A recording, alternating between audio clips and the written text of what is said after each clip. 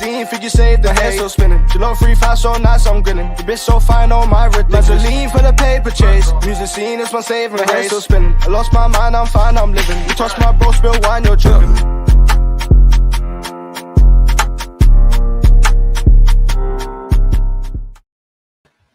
Yes, guys. Yes, people. We're live. Let me know if the audio, the video's all good. I want to make sure nothing's lagging or anything. But yeah, big up everyone that's locked in. I know you guys said you wanted to see a few more solo streams. So we are going to start this one solo. And then I'll probably throw the link out to either the chat, panelists. I'll just throw the link out to everyone. Whoever hops on, hops on. But big up everyone that's locked in. As always, run up the like button. If you guys are new here, smash the subscribe button. If you want to be the first to know whenever we go live on this channel, press the bell notification button as well. I want to try and get to 400 likes before the end of the stream. We didn't reach it on the last stream, so let's try and run it up on this one. But yeah, big up everyone that's locked in. Arpan, Gavman, Bilal, Catman, Failed Experiment, Jacob, CFC1, Ariana, Cooper, Serps, Ilias, Wolves, Feather Dan, big up all you guys. Smash the like and subscribe. Deals as well, big up. Again, I'll throw you the link as well later on to the stream.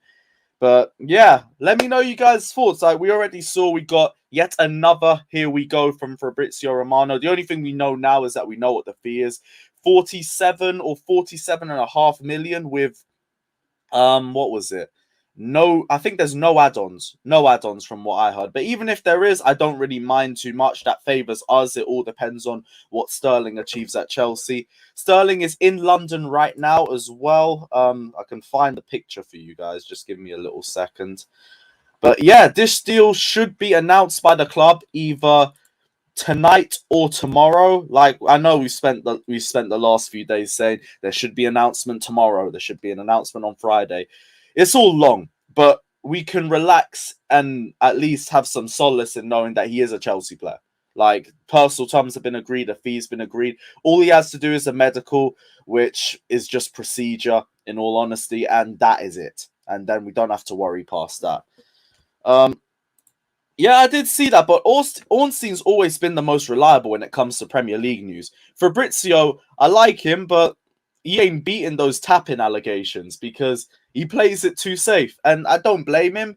Like, he's big enough that he can just do that and people are still going to follow with whatever he says. But he doesn't tell me anything that I don't already know. And I think you guys would have the same sort of perspective as well. I don't get any new news from Fabrizio. Anything I hear from him, I've heard from something else. It's just if I've heard it from Fabrizio as well, then I'm like 100% sure that it's legit and it's done. Because he's like I always call him like the stamp of approval. Like once he said it, it's done. But he's not really there for anything else, in my opinion. But yeah, let me know your thoughts on the Sterling deal. Let me know your thoughts on the fee and everything like that. Like, I'm really happy with this deal. I've already said that in my past live streams. Obviously, we need more than Sterling, but even if Sterling just comes in by himself, we have already majorly improved our attack. He walks into London and has just become our best attacker, just like that. We'll get into the Kante situation in a little bit as well. That completely surprised me. But then when you deep it and it's Arsenal, it actually doesn't surprise me too much. But again, we will get into that.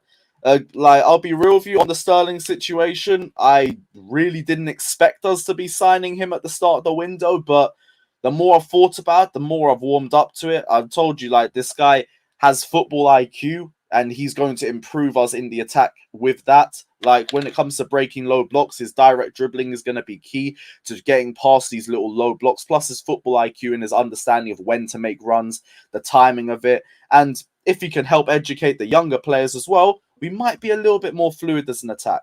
And then when you talk about the goals as well, he's got 131 goals in 339 appearances in 7 years for City, which is an average of 18 goals a season.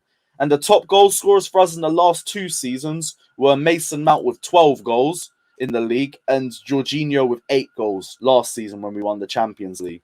So, if you guys want to put bets in for Sterling to be our top goal scorer, probably would be an easy bet for you guys to make. Let's see what you guys say in the comments. It's a steal for a player of the quality of Sterling with the CV that he has, the ability that he brings into the team. Like 100%. It's great money and great business by Todd Bowley. I'm very happy with it. I want to see Chelsea running this hashtag as well. Raheem the Dream. I'm down for it. What shirt number would I give him? I don't really know, to be honest. Like, he ain't gonna take the 7 from Kante. Like, we said Ronaldo would, but that just comes with a brand. With Sterling, I'm not sure. I don't really know what numbers are available at this point. If Werner leaves, he can take the 11. Might take the number 22. Would he take the 9? I don't know. If he's got balls, he'll take the 9. But I really don't know. I really don't know. I said 7 or 10. Like, Pulisic ain't losing that number 10, bro. And it's again for marketing purposes. There's a reason why he got that 10 as soon as Willian left. Because it's good for marketing. It's good for shirt sales. So there's no chance on that one. Any updates on Rafinha? I'm hearing. Apparently, the London thing is. Let me get up. Actually, let me get the article up because I can't remember it. Yeah, ESPN. That's it. He said Rafinha will join Chelsea in the coming hours. Barcelona's offer just didn't match Leeds' demands. And this is the thing for me. Like, Rafinha, I'm just kind of bored of the situation at this point because Barca can't afford him. Barca are broke. So it's like, what are we sitting here waiting for? Rafinha's waiting because it's his dream club and he really wants them to be able to have the same amount of money so he can complete this move. But they don't have it. So it's like we're just waiting until Rafinha and Deco just have enough of the situation and finally decide to just go for Chelsea. That's all this situation is. So it is a waiting game. Barcelona will not be able to afford him. If they can, we'll probably just be petty and add another 5 million into the deal just because we can. And then it'll be done. So, like, Rafinha, this is why I'm saying, like, Sterling will be fine as well because there are more players that are coming with him. Rafinha, in my opinion, will be coming to Chelsea. It's not really a case of if. The only thing that would make it an if is if these lot really try long it out, like pull this deal out for another week or 2, maybe even 3, just in the hope that Barcelona get the money. Then maybe we'll pull out. Other than that, it's what it is. They can't afford what we have. Until Rafinha and Deco get over it, like, we're just going to be in this little limbo situation. But that's just it, really. In my mind, much better signing if he comes than Sterling. Like, both are creative, but Rafinha is a lot more creative. And we've seen him single-handedly drag a team out of the relegation battle. So I know he can have an impact single-handedly by himself. I think Sterling can do it as well, but I do think he's also very dependent on who else comes with him as well. So I kind of agree with it, but it's not to take anything away from the Sterling signing. But this is why I said I wanted more than Sterling. I need more than just him. But yeah, guys, continue to run the likes up. We got 250 of you guys in here. We still haven't hit 100 likes. So guys, run up those likes, people. If you guys want to help keep the channel flowing as well, any super chat and your comment 100% gets pulled up and we'll try and answer it the best way that we can. But like, it's a solo stream, so we'll go through your comments anyway. But if you guys do want to donate to the channel, of course, we would much appreciate it. I ain't going to force you guys. I can't do it anyway. Yes, Madge, the signings are taking forever. The only thing that's giving me peace of mind, though, is that we know they're coming. The only thing that's kind of confusing me, though, as well, is like we do need players coming in, too. That will come in when we start talking about the defensive side of the situation, too. Like the Azpilicueta situation. But I'll get to that in a little bit. Rafinha is going to happen. So keep that in mind. Declared, I see you in the comments. I'm going to put the link in the chat in a little bit. I just want to go solo for now. But yeah, like Rafinha is 100% happening. Just need to relax on the situation. It's annoying that like it's the Barca #1 dream club thing and everything. And for nearly all of our signings, there's someone else trying to fuck up the deal. But it is what it is, I guess. There's not really a lot of high quality signings in the market, so I'm not too surprised. Preferred centre backs to sign. Give me De Ligt. I would love Kunde and De Ligt or Koulibaly, but I don't think it's that feasible. And I think Nathan Ake is very likely to be joining us as well, just because of how much we're pushing it. In spite of a transfer fee that I don't really think we should be paying. Like, I understand it because Man City just want to recoup the money that they paid for him. But I wouldn't have really paid 40 million for Ake in the first place. I do think he's a competent defender, but we need a leader. And I don't think Ake should be coming in first until De Ligt comes in or until Koulibaly comes in. We need one or two of them, and then you give me one of Ake and Kunde, and then I'm fine. Or you give me De Ligt and Koulibaly, and I'm fine anyway. But yeah, that would be my preferred ones. Sterling, Havertz, Rafinha is a goated front three. Not gonna lie, it is a good front three. Like, I think you make it perfect if you put one of Lewandowski or Ronaldo in the middle. But Havertz with Sterling and Rafinha, we've said we want to put better forwards around him. It might get the best out of Havertz. So I wouldn't be against that one either. I really wouldn't. Do you like the preseason squad? I'll be real, I'm not too fussed. Big up yourself, Poku Doku, by the way, but I'm not too fussed about it. They could have sent anyone out there. Like, we could win a few games, we could lose a few games. It's not really going to mean nothing to me. I just want to see who shines. Like, players I've got an eye on, obviously your boy Levi Colwill, Harvey Vale, I don't know, Conor Gallagher. And the Cobham players, that's who I've got my eyes on, because I just want to see who shines and who could potentially be in the squad for next season. Like, pre-season was the reason why Trevor Chalobah got given a run in the side for last season. So I want to see who's the breakout player from the squad next time. But we will have to see. Alfred said solo stream nice and peaceful. I get it, but I am a fan of chaos. I like both sides. That's why we will be throwing the link out to everyone else a little bit as well. Thoughts on buying Rafinha, then putting him in a swap deal for the Danish Maldini. Let me not speak too much. I'm playing the long game with the Danish Maldini. Let Barcelona run themselves out of business, and then we can bring him back. Until then, like, go enjoy your little holiday and all of that. Who do you prefer, Kunde or De Ligt? Kunde would be more versatile, I think. So probably Kunde. But we've cooled down on him a little bit. And I think it's very tight between the pair too. I think De Ligt is a quality defender and they both have age on their side.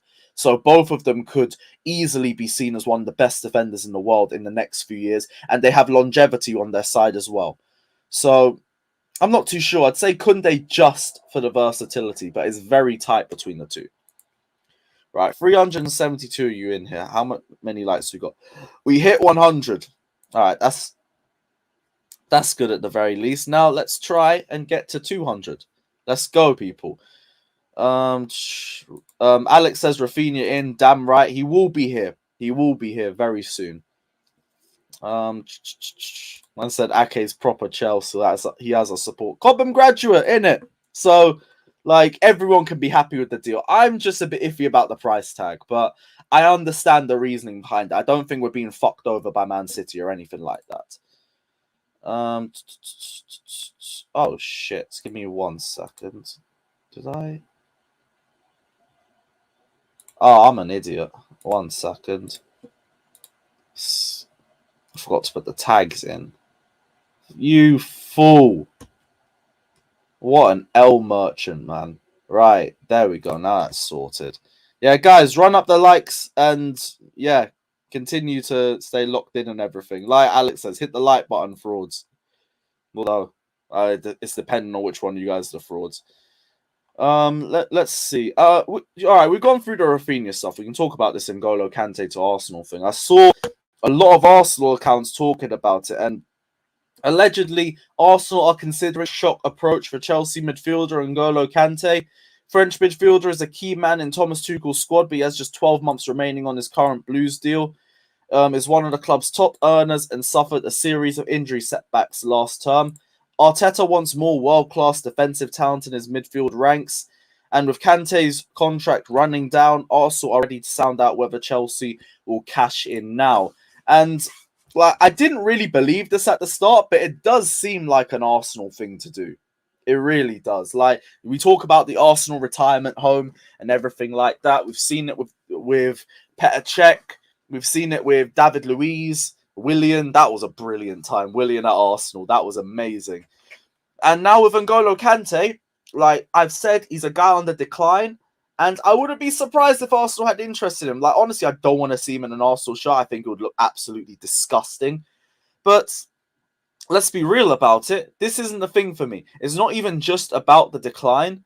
Like I've said, I would keep him as long as he accepted a pay cut and a rotation role because there's still a quality player in there. You just can't rely on him for too long.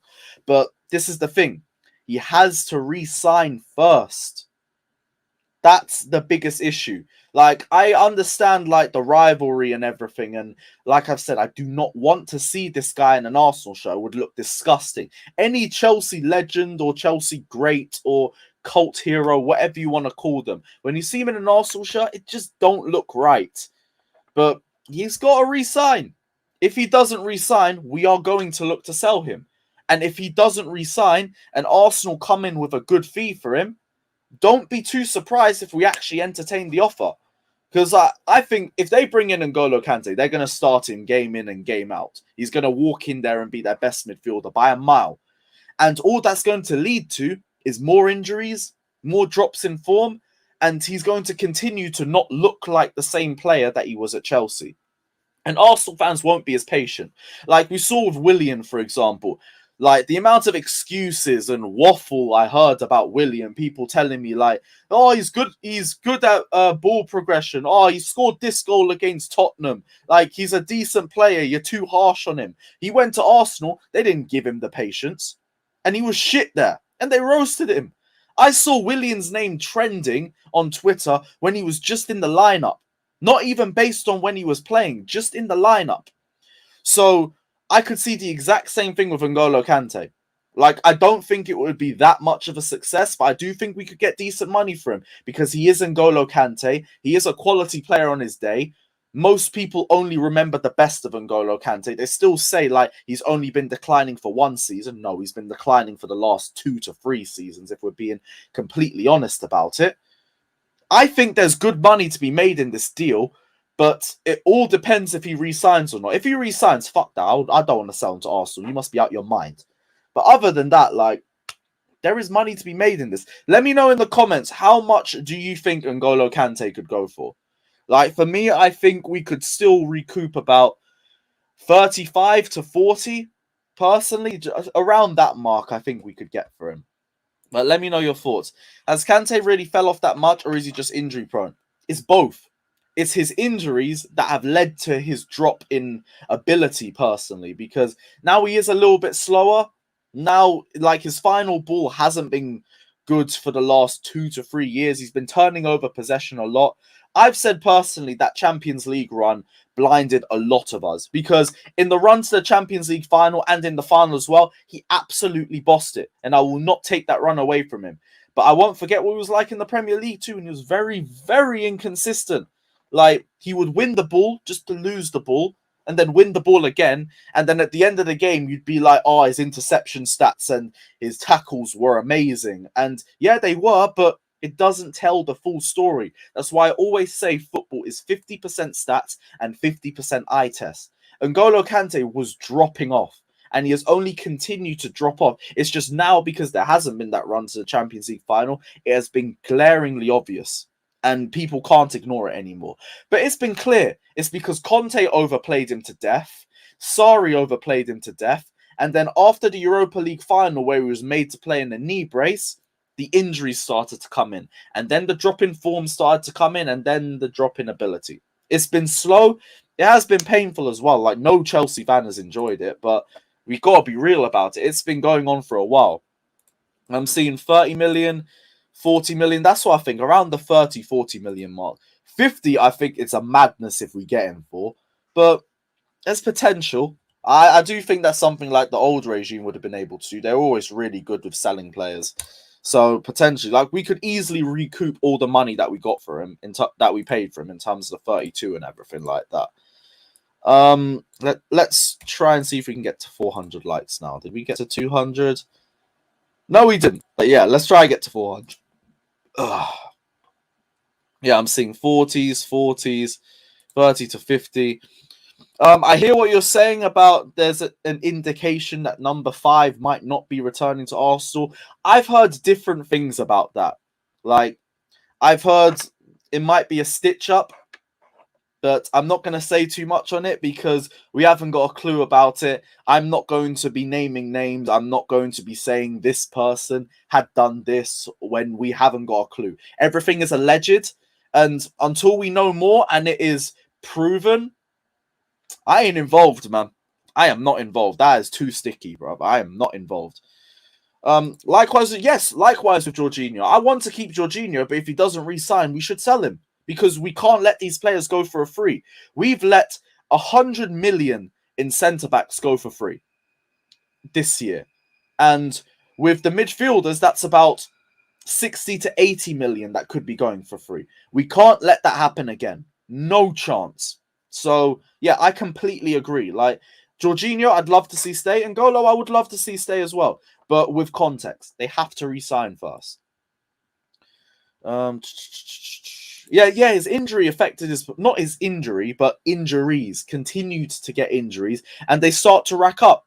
And the thing with N'Golo Kante is he can't play a slow, calm style of play. It's intense. It's just running around, breaking up play, always at 100% for 90 minutes. So those injuries that continue to recur will only continue to keep recurring. And that's my worry with N'Golo Kante. That's why, to me, you can't rely on him too much anymore. You really can't. I would rest him against any team that plays a low block, for example. Play him against the intense teams because they suit him a bit more. But that's the way I view the situation. Basically, you could say the first leg too, but it wasn't just him. Everybody was horrific. The entire back three was poor. Mendy, obviously, with the howler for Benzema's goal. Jorginho and Kante were just getting spun around by that midfield. Everyone except Havertz, really. Havertz was the only good player, and James to an extent. Everyone else was poor. He's a top player on his day. He's one of those on his day players, and this is the thing. I get it. I wouldn't want N'Golo Kante to go there because he could give him good performances, but I don't think he gives them consistent performances. That's why I'm not really that fussed. If he goes, just another player that went from Chelsea to Arsenal. I won't have any hate for it. I initially didn't like David Luiz for going to Arsenal, but I got over that. It was just petty bullshit anyway. And I understand it now looking back on it. Cech, I was completely for going to Arsenal. I understood the reasoning behind it. Willian, I just thought it was funny seeing him at Arsenal. He plagued my club for years. Now I'm seeing him plague Arsenal. It was glorious. If that's the real Matisse, big up. Although I'm not too sure if it is. I haven't heard nothing about Man City and for De Ligt. I've heard about what was it? Bayern Munich. They want to do an initial bid of 50 to 60 million, but right now they're dealing with personal terms, De Ligt, and then they're going to deal with the club. We've also heard that Upamecano could be an option for Chelsea if they sign De Ligt, which just sounds offensive. I'll be real. And there's nothing against the player. We were linked with him a few years back. And, he's a good defender. But think about it like this. These lot are bringing in De Ligt to replace Upamecano. And now we're going to be the ones that buy Upamecano when we were meant to get De Ligt. We're just getting another hand-me-down. And I get it with the Sterling thing and everything. But, Bayern Munich, it's not really the same. I get it, they're top of the Bundesliga and everything like that, but Manchester City are in our league. They are levels above us. Upamecano has had a very iffy first year for Bayern Munich, and he's only been there for 1 year, and they're already willing to let him go. If that's not a red flag, I don't know what is. To me, we should be all in for De Ligt. Upamecano, that would really depend on the price tag for me, but if we have a summer where the only players that we bring in terms of defense is Upamecano and Ake, it is a major step backwards. A major step backwards, and we shouldn't be trying to do that. We need to try and get direct replacements in terms of ability for Christensen and Rudiger. Ake, I don't really think is up there, but if Tuchel wants him, I'm just going to be blinded with it. Same thing with Upamecano. If Tuchel wants him, then whatever. I don't know shit. But from what I'm seeing, I'm not really interested in this Upamecano deal. It doesn't sound favourable to us at all. They are literally taking our number one target and then saying, all right, we've got him. Well, so there you go. And it's not going to be an Upamecano De Ligt back too. It's going to be Hernandez in there. So you're looking at De Ligt, Hernandez, and Upamecano as their bench option. So they are replacing Upamecano. So if they're going to do that, and now they want to sell him off to us, red flag. Red flag. I don't like it.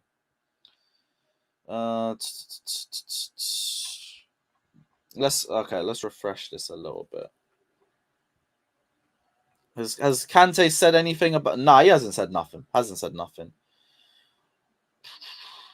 Hey, like, Arteta will just overuse him. We've seen what Arteta's like with players when they have an injury. He would overplay N'Golo Kante. He would ask him to play through an injury. He would absolutely ruin him. And I'm not saying I want to see it, but this is what I mean when I say I don't think N'Golo Kante to Arsenal would be a massive success. I just think we could get decent money out of him. And, like, you're right. Like, I miss Prime Kante. We haven't seen Prime Kante. I haven't seen him since the Champions League final. We have already been missing Kante. So I completely get it.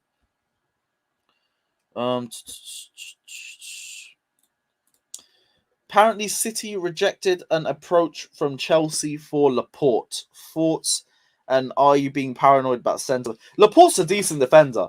A bit error-prone, like, but I don't know. Like, it would be another one of a case of if Tuchel wants him, then I'll take it. But I haven't heard great things about Laporte. I know he balled out in 18-19 for them, but ever since then, I've just heard that he's very mistake-prone. Good on the ball, though, at the very least, but again, bit mistake-prone, so I'm not too sure with him.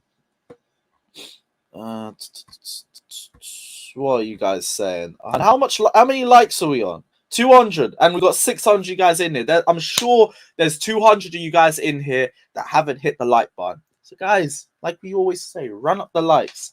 Run up the likes, subscribe, and send in your comments. Send in a few super chats if you're feeling it as well. But, yeah, run it up. Run it up.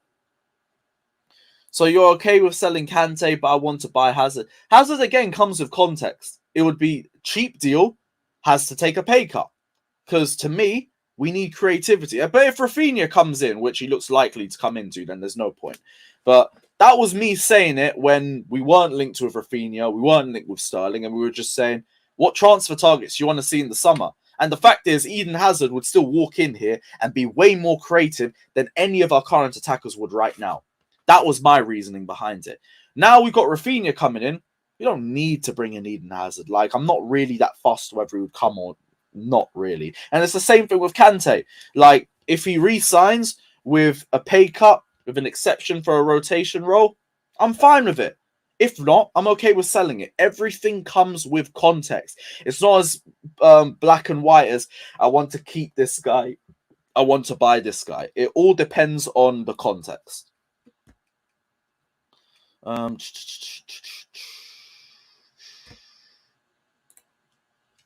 Let me not speak in it. Like I said, if people think I have Havertz's agenda, I'll send Klasref a link.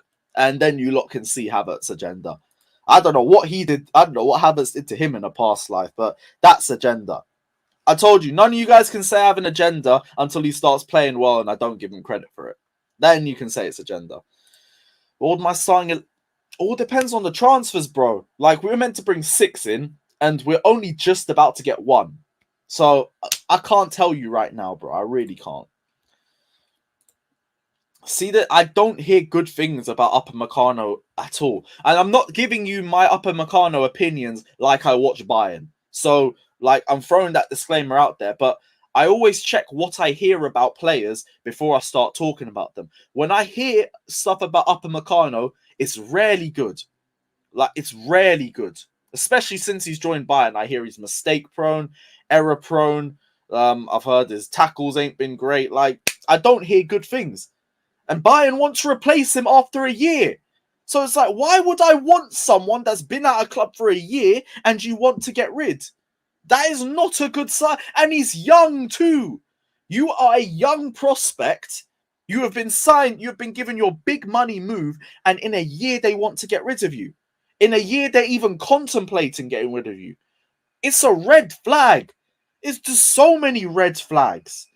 So to me, like, get in De Ligt or go for Nathan Ake. At least Nathan Ake, I understand. Like, he was a bench player at Manchester City. Did have injuries, but like never really broke into a squad. He could be a bench player here. Or he could actually break into a bigger side. Like, Upamecano did have regular game time for Bayern Munich, and now they're looking for another defender because he wasn't good enough. So, I don't know what to make of it, man. I really don't know what to make of that. That was because of COVID. No, I think it was. Or was that somebody else? I'm not too sure, and I'm not really fussed either. He and Maatsen weren't going to make it into the squad.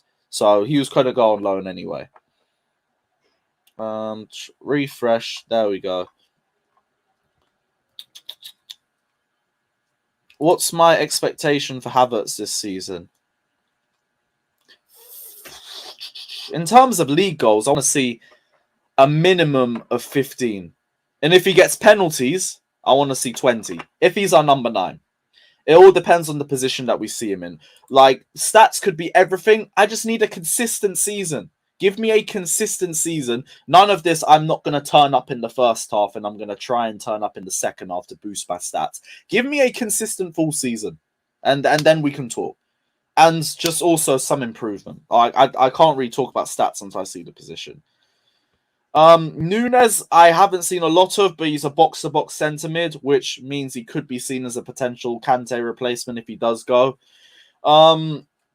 I still think, though, we should be looking for a DM first and foremost, whether Jorginho stays or goes, because we don't really have that profile in the squad. But he looks like a good player. Does look like a good player.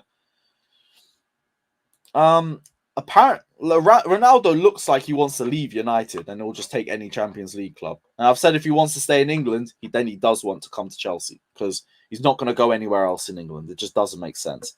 We've got nearly 700 of you guys in here. Run up the likes, people. Let's go. Run up the likes.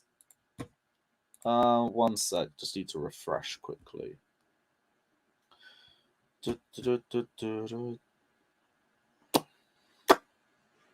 Again, guys, while we're doing this, run up the likes. Continue. Just keep running up. Yes, bro. What are you saying? I'll send you the link in a little bit as well, my guy. Rafael Leao's a decent move. Like, he has shone at AC Milan. Young as well. I do hear questions about whether he can work in tight spaces, but he is young, so he can also adapt too. So I would be down for that one. One injury shaky season. It's not one injury shaky season, though. It's 3. People forgot that N'Golo Kante was riddled with injuries in Lampard's first season. We barely even saw him in the squad. And that was after the Europa League final where he was made to play in a knee brace. 2021, how much game time did he have? He had a lot more game time that season, to be fair. But then it also just showed the fact that he was dropping off. Like, I saw him lose possession so much that season. That's why I hated the Kante-Kovacic pivot. Because I thought both of them would lose possession too much. Like, not even the fact Kante would lose possession too much. And then both of them, because they're pressers, they'd leave space in behind. And that was my issue.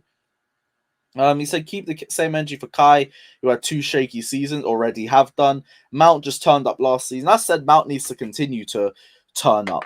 I need to see more progression from him too. What else are we seeing? Do you think Chilwell? He might be, but we need a left wing back anyway. Like, even if he starts well, I think like this whole ACL injury is going to come back to hurt him mentally sooner or later. Like 1 or 2 rough tackles, and he's going to be playing a very slow, safe style of play, which could hinder him. This is why we need depth in that position. We need depth in both positions, especially with what's going on with Azpilicueta. Like, we haven't spoken about that one either. Barcelona, where is it? Barcelona have already agreed personal terms on a 2-year deal with him. He will earn 11 million a season, which is about 210k a week, which is why Azpi, I get it, man. Go get your bag. Because I don't know how he's getting those wages, but fair enough, take those wages. You deserve it after all the time you spent at Chelsea and all you've achieved here. You weren't going to get that here. Go get it. Chelsea just want to recoup the 7 million that we bought him for back in 2012. And Barca can barely even afford that. And this is why I'm thinking this Rafinha deal is just long. You lot can't afford 7 million for Azpilicueta, yet you want to try and pay 60 million for Rafinha. Like, where are your brains? How does that make sense? You can't even afford 7 million. With these signings, like, I don't know how the players are sitting here not worried about a potential situation where Barca can't afford to pay them, because these lot are ridiculous. Like, Bayern Munich are sitting there saying they're going to be out of business in a year or two. How is that not a red flag to anyone who wants to join that club? Like, this next season for Barcelona is probably going to be the biggest one for them in their entire history. They have to succeed. They've got to win the league. They need to try and pull in as much money as possible, because it is looking long for them next summer and the summer after that. Fair play to Azpi if he does get that money. Something's stuck in my mouth. I can't be arsed. But yeah, it's fair enough to him if he gets that money, but we're waiting on the Rafinha situation before we make a move, which is completely fair, and I totally understand that. If they lose Rafinha, then suddenly they do have the funds to pay what we want. So you wanted to pay 50 million for Rafinha, but you don't want to pay 7 for Azpi. Rafinha's gone now. You can pay that fucking 7 million. And once that's done, the deal will be done too. But for us as well, like, we need to bring players in first. Like, Azpi is our centre-back depth, and he's our right wing-back depth. I don't know what's happening with Clouts. I think that there was a French club in Marseille. Marseille were interested, and they've dropped a bid, and we haven't done anything right now, which I don't understand. Centre-backs, you already know the situation. We're waiting on this Delict situation. Nathan Ake's in talks, and God knows what's happening with Koulibaly. But we need to hurry up and get this shit done with, man. Because it's taking ages. It is taking ages. But this is all based on Barcelona. Let me see what else I saw from Absolute Chelsea on the situation. Chelsea seeking 7 million for him. Barca and Xavi consider him as priority, but feel the asking price is too high. You broke bastards. And they will keep insisting over the next few days. You lot can keep insisting. I don't know why a broke football club like Barcelona is sitting here trying to insist on money. The actual state of this club. Do you lot have no shame? If you're a Barcelona side, do you have shame? If you're a Barcelona fan, let me know in the comments. Do you have shame? Do you like this situation with your club? Like, what the fuck is this? Marty Silva says they want to pay 7 million installments. They wanted to pay the first installment for Rafinha next year. They didn't even want to give Leeds anything right now. Like, what are we sitting here waiting for? This is the thing. Like, I was raging on a stream a few days ago when I heard this, because they're just broke and they're holding this whole thing up while they're like looking deep into their pockets trying to find an extra million or something. Like, what are they doing? Do they just think Leeds are going to lower the fee because Rafinha wants it? And with Barcelona, we have prestige, we have trophies, we have history. We're Barcelona. You should just take our money. Get the fuck out of here, man. Like, it's just long. It's so long. Let me installments FC. Don't even give Barcelona that name. That shit's mine, bruv. I don't even want to hear that. Why are they even being allowed to spend money recklessly like this without getting their finances in order? Could you imagine if Chelsea are moving like this? Football is corrupt. It's as simple as that. I don't know the ins and outs of it, but like, come on, it's a corrupt ass sport, man. I bet there's some little loophole that they're going through or something like that. How long is the 48 hours? I don't know, a week or something along the lines of that. I ain't got a fucking clue. They're going to have to do a few more weddings as well. We went through that on the stream a few days ago. No, I'm not questioning it, because it's the poorest Barcelona side in years, and any quality player can go there and benefit. And then you get to be a part of the history of massive club, which I understand that. Prestige tax is a thing. I completely get that. That's why I don't blame Rafinha on this situation, because it is his dream club. I get it. I completely get it. The only thing is that the writing is on the wall. They can't afford you. So here's what it is, man. You can't hate the situation. You can hate the broke club for being broke. And that's it. That is it. Let's see what you guys say in the comments. I'm going to throw the link out to everyone in a little bit. And then whoever comes in, and we can just talk about everything for a little bit. But yeah, I like doing these solo streams. I need to do them more on weekends. Like maybe we'll do solo stream Sundays or something like that. I don't know.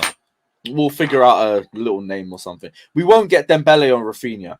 This is again another reason why this whole Rafinha situation is long, because they're only getting one or the other, and they've already agreed terms with Dembele. So again, just leave it. Stop this waffle and just leave it, because it's fucking long.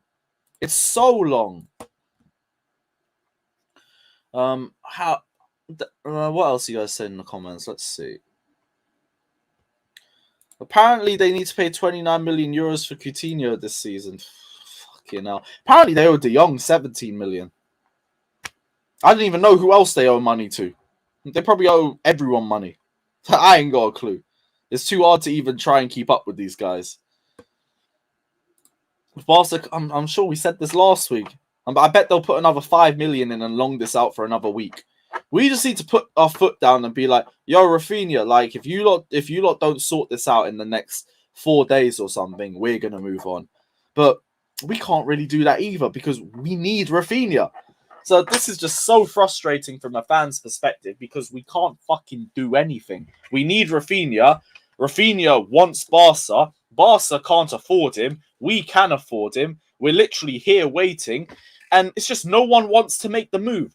Barca don't want to give up, even though they don't have the facilities. What's his name? Rafinha still wants to keep dreaming when it's only a dream. I don't know what to make of it. I really don't. There's a lot. Luis Sinistera from Feyenoord just went to Leeds to replace Rafinha. Was the best winger in the Eredivisie last season. Should get him in 2 years. Just depends on what he does in the 2 years. Right now, he's the Rafinha replacement. So, you need to see how he cooks in that situation.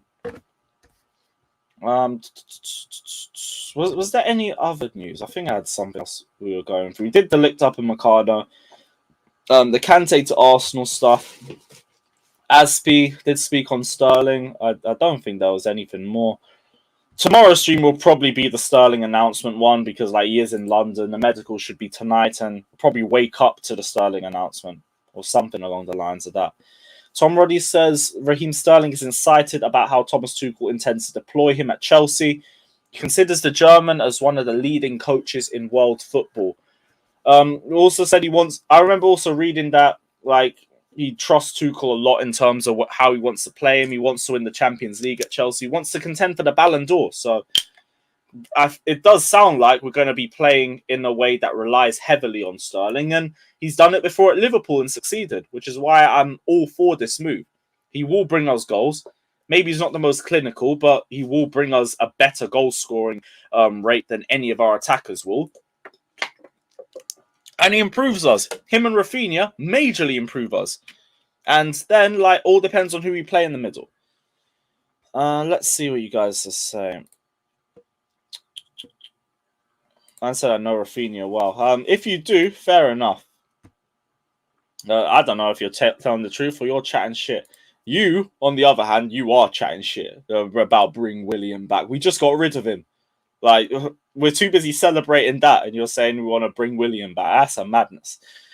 Harrison says, do you think at some point the new board will do a massive clear out of players to bring down the amount of money spent on wages so future signings or contract extensions ain't on 150 or higher? From the looks of it, I don't even know if Bowley cares too much about the wage structure or anything. And from his previous clubs, I think their wage structure is massive there too, in terms of the American clubs. So it might not even be that big of an issue for him. In terms of clearing out players on big wages, you can't simply because of the wages. That's why Drinkwater was here for so long. That's why Barkley's still here. That's why we can't find a club for Werner. That's why Lukaku, the whole situation with Inter was because of his long-ass wages. We've put ourselves in that situation. But it is what it is. Again, it could be either Koulibaly or fucking Upper Meccano or Ake or something like that. I ain't too sure just yet. Let's start.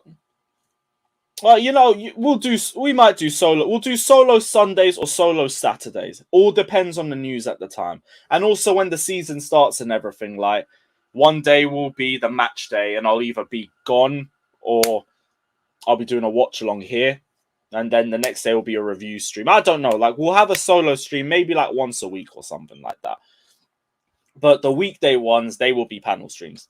Because at the very least, we can get panelists on. Like, I did this one by myself because Sundays are just so hard to get people. Everyone's busy.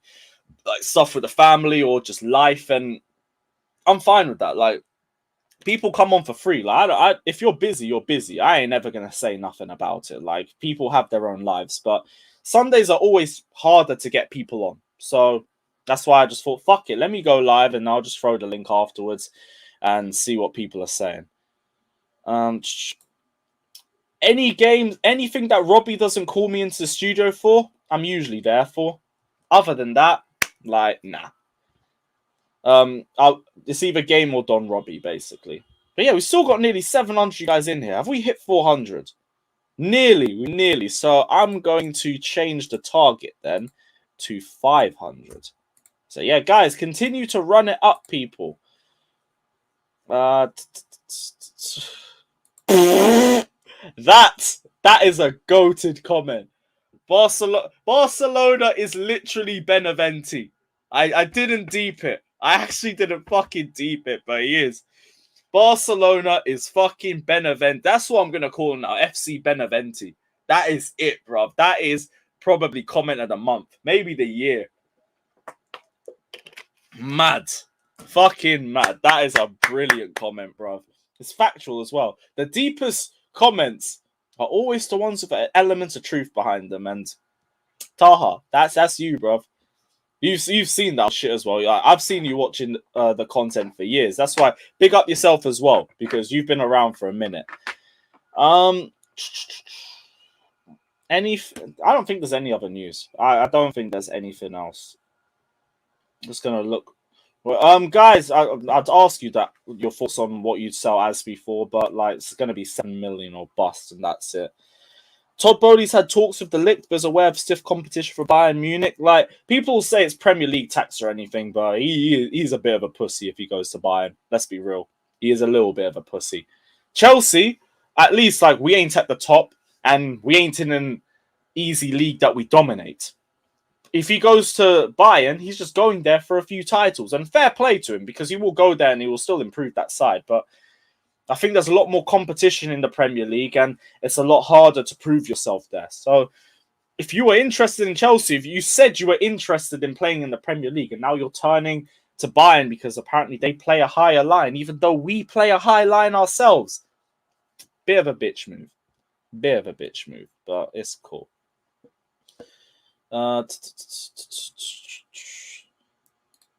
It was. And again, there's nothing wrong with that. Like, Robbie's my guy. Robbie's been my guy for years. It's just, I never knew that was the situation before it happened. But no, I won't even say bankrolled. Like, bankrolled isn't the right word. He owned the channel, but he didn't put anything into it. He just said, like, right, here's the channel. Make it what you will. And whatever you make is yours.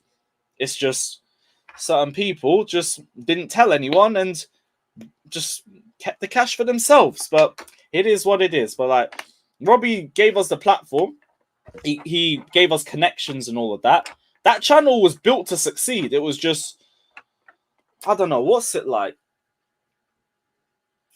It's like Lampard season. That's what it is. You got a team capable of winning the Champions League. You just got a fucking idiot in charge. And that was the problem with 100% Chelsea. It was built to succeed. Just got to get rid of the dope running everything. And then you'd be fine. That's the perfect way to describe 100% Chelsea. Which, I mean, it's a real shame. Bakayoko v Watford. There's a worst individual performance I've seen. I won't talk about that Arsenal game when my guy got absolutely stripped and had to come off in 45 minutes. So it is what it is. No, the channel was doing great. Like, Eunice left and it was still cooking, and Eunice was cooking in his own light as well. But the channel was cooking. It was not him leaving. It was just a fatty being selfish. That's it. If the fatty wasn't selfish and he paid people, that channel would still be cooking. But it wasn't. So we're here. Yeah, you know what? Fuck it. I'm gonna throw the link out to everybody else now. So we'll see who's about. We'll put it in the stream chat. Andrew, you said you wanted the link too. Bowley Blues, I'll put it in there. Who else would have wanted one? Yeah, that's calm. Matt, I saw you were in here too. Yeah, I'll send you the link. Alex, yeah, I forgot you're not in the chat anymore, so I'll send you the link. Again, guys, continue to ramp the likes up. Oh yeah, Eunice was way smart, and look at his channel now. Like, he left and he became a million times better, and more power to him. Like, I ain't got no bad blood or nothing for him. Deals, if you're about, I'll send you the link. If Duoscope's about, I'll send it to him too. And I think that's it. Yeah, cool. And yeah, I'll just see whoever pops in. Cool. Let's see what you guys are saying in the comments. Like, we'll be here for about another half an hour or something, just chilling. What else are you guys saying? Matt will get at least 50. He got 12, I think, this season. 11 or 12. And he continues to raise himself and go up, so maybe. But yeah, like and subscribe. There'll be plenty of content coming throughout the summer. Shameless FC maybe tonight, or it'll be Tuesday night. I've got a weekly show with Johnny I need to start running. We're going to call it Carefree Minerals. I need to figure out a day for that too, but that will be coming very soon. And yeah. Man said Klasref Sundays. Bruv, we are not ready for a Klasref only stream. That is a lot. What's the David Luiz version of Eunice was elite? That's the OG one. What striker we? I want Lewandowski. I want or Ronaldo, one or the other. Either or, just any competent striker, or with some experience as well. But we probably ruin both of them. Yeah, I remember Chelsea fans channel. Rory, Sophie, Charlie. That's a major throwback. That used to be our competition as well. I remember Louis despised Sophie, and I never understood why. Always hated her, always had the worst to say about Sophie. And it was like, we don't know her. She don't even say anything to us or say anything about us. We were all just thinking, like, why do you hate her so much? But is what it is. Like, I get we were a competition and everything, but they didn't care about us, and we didn't need to care about them. They were cooking in their light. We were cooking on our light. It's as simple as that. Right, we got our first person in. Bowley, what are you saying, bro? Is he even here? Go, man. Oh yeah, Taha. He doesn't like Andrew or Scott. That's why. Yo, you here, bro? Nope. All right, cool. Right, we're gonna continue. Yeah, no. I get it. Like, the game is the game, and I get it. But there's no reason to be petty about it. And it wasn't even just Sophie. It was Rory. It was Charlie. And whenever I met any of them, they were just nice. They were just decent people. So I just thought, like, what's the hate? Like, I did think Charlie had a problem with me at one point. I remember doing a fan cam when we won the FA Cup in 2018. I thought he, like, pushed into me when I was doing a video, but it turns out it was just nothing. And I take his word for it because I didn't see anything else past that. And it was kind of also just Louis making me think there was some beef. But, like, it's nothing. And then I've never had any issue with any of them three other than that. I mean, if I did hear something like that from one of the other guys that was in the channel, but I didn't know it for myself. That was before I joined, so I ain't gonna say too much. All right, at least we got someone in it. Yes, Kurita, what are you saying, bro? Oh, yeah. So that was pretty good conversation you were having with the chat about Kante. Yeah, we gotta do these solo streams a bit more, guys. I put the link in the chat as well, so if you guys want to hop in, you might as well. Oh, sweet! Got more people joining. Yeah.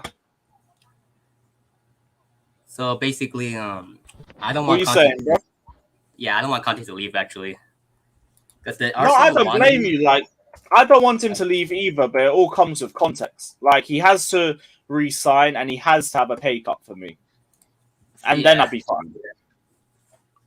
for sure.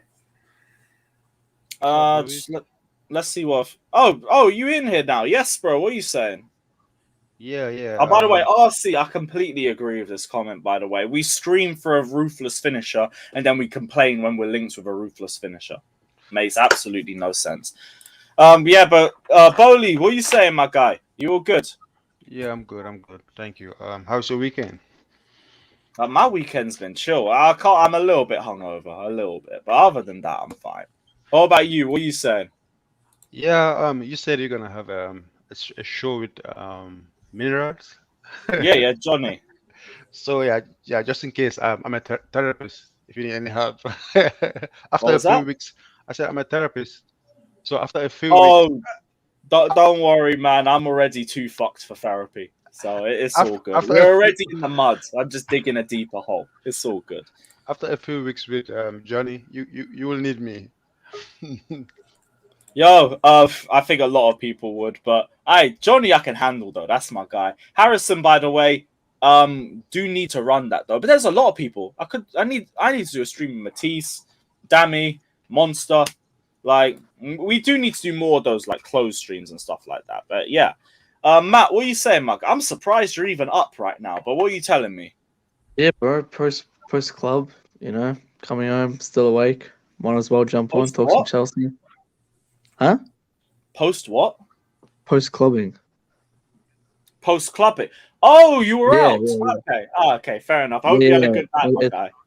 Oh yeah, no, it's fuck, too we early, we bro. got drunk Matt in here. Oh dear. No, no, Oh no, dear. no. I think, bro, I don't get drunk. I don't get drunk.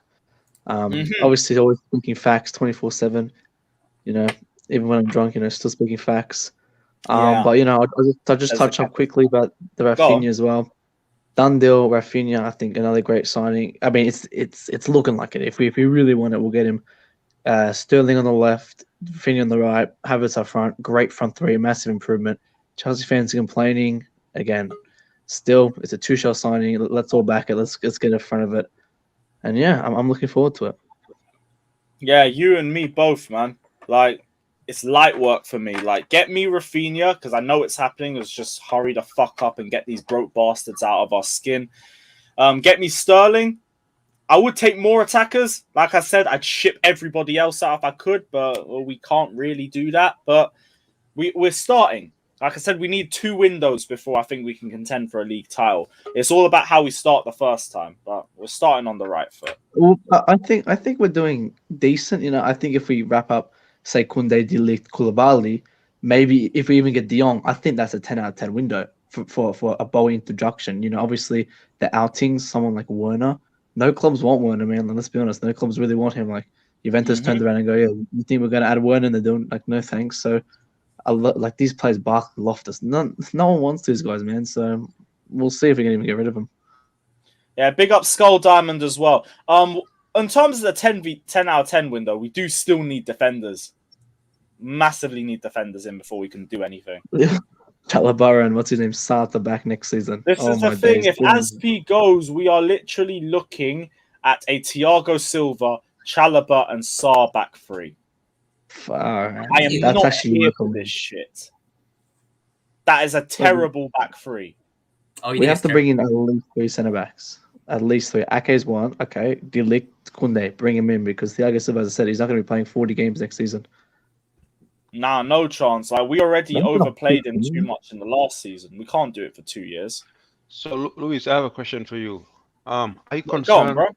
Yeah, are you concerned with the over 25 loanees that came back that we sent to the US for the preseason? What, like the Batshuais and Bakayokos and stuff like that? Yeah. Not really concerned because Marina would have put them on a 1-year extension in the hope that we could sell them, and it's like so stupid. Because, She already did, by the way.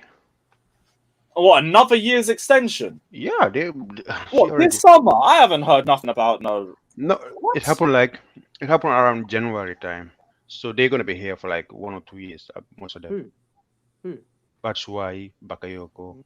Oh, fuck. Bakayoko's here till 2024. Yeah, 2 years. She got a Yeah, he got a 2 years I think they've always extension. done that 2024. I don't think This that woman 2024. has decided to curse us again before she left. Yep. Are you fucking kidding me? That's When why did she do that? I'm kind of concerned.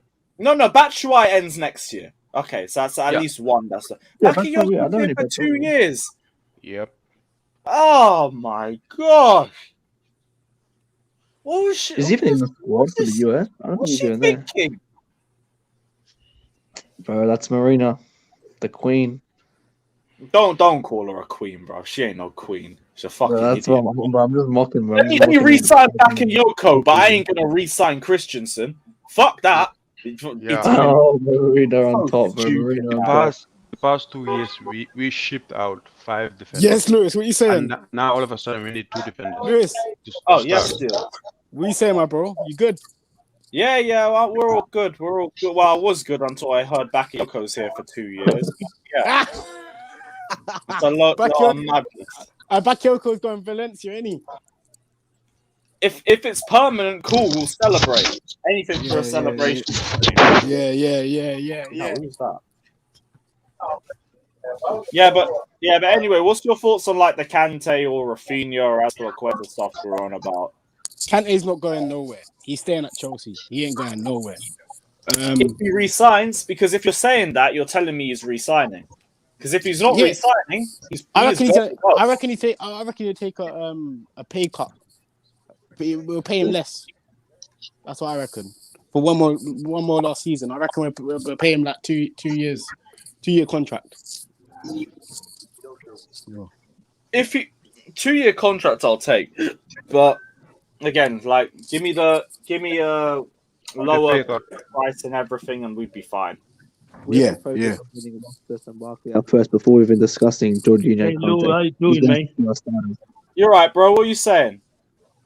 Yeah, no, I've got two major concerns. Okay, I'll start with the first one. Yeah, first one, my biggest concern is Malang Sarr.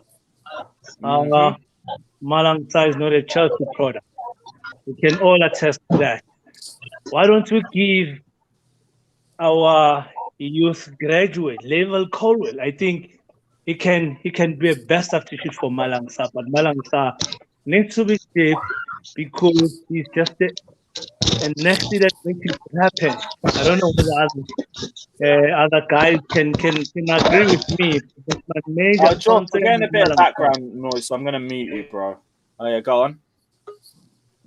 Yes, I was saying my major problem is Malang Sarr. He's an accident waiting to happen. It's not a Chelsea product, but why don't you give a guy like Levi Colway a chance to play and display what he's got for us? I think most of the guys here can agree with me.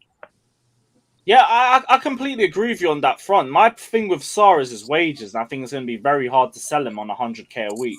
For Colwell as well, like I really do want to see what he does, and preseason would be a great example to see it. But for me, regardless of whether he has a successful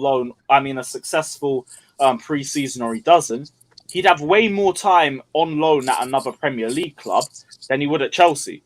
You could send him to a mid-table Premier League club, and he would be playing basically every game. At Chelsea, he wouldn't. So And there'll be a lot of times he spend on the bench, and he might be good, like learning off the likes of Thiago Silva and everything. But I still think your best learning happens in practice, and it will happen on the pitch. So to me, I want to see Levi Colwell go on loan personally. Yeah. But again, it also depends on who comes in. This is the backstory with Malang Sarr, right? He was He's at not good Nice. enough right now. So Malang Sarr was at Nice, right? He was free transfer. We got him for free, right? So it was Chelsea. So we went for him Chelsea, Crystal Palace, and Aston Villa, right? At that time, he was getting paid 9,000 euros per week. That was what they were paying him for at Nice, right? So Chelsea, it was a tussle. It was a 3-way race: Chelsea, Palace, and Villa. And I don't know why we decided to pay him 120 from 9,000. Like we have a pool. We are a Champions League team. I don't know. Chelsea versus Villa and Crystal Palace, and we decided to pay him 120 Who's that, Alex? from 9. And now we cannot send him. We cannot loan him. That was a bad piece of business. All right. No, thanks. Yeah, I hear it. But 100K a week was a mistake. Okay, my second point, it's not really, it's a concern because I can see fingers are pointing that we cannot get a Neymar. I would love to see a Neymar at Stamford Bridge. You know what? I know about the big egos and stuff, but Away on his a sister's Neymar, birthday. Neymar is the king of the assist. I'm telling you, he's not greedy. He brings all the players up front to play. I'm telling you, when we get Neymar, we can challenge for City. Yeah.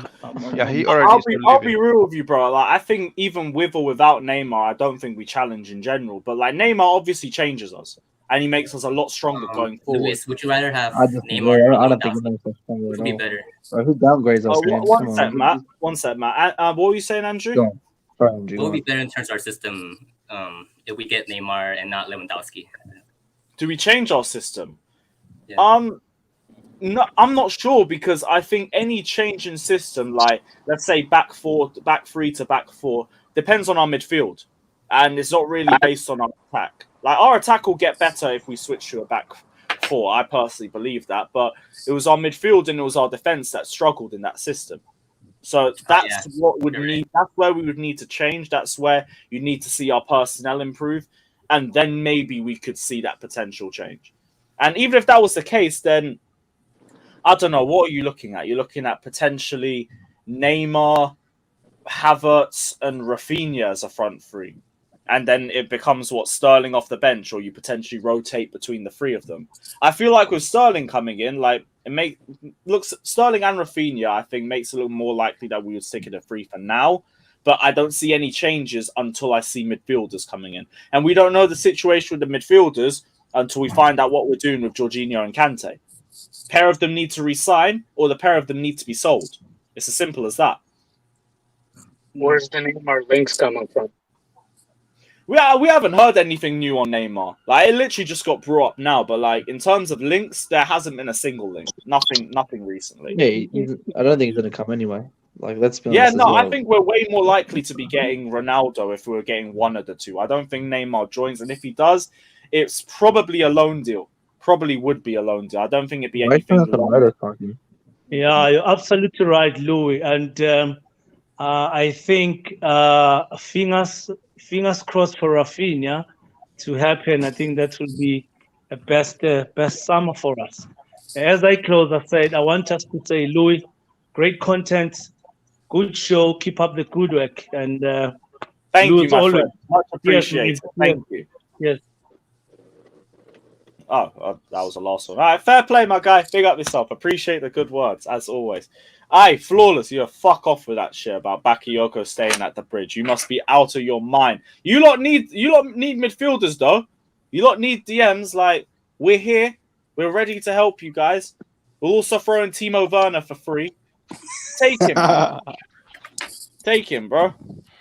But yeah, on Neymar, like, I haven't heard a single rumor about him. Like, obviously, we ain't gonna turn our noses up at the likes of Neymar if he's there. Yeah, But he's not leaving. Actually, he's not leaving. He talked with the coach, the new coach, and he wants him for this season.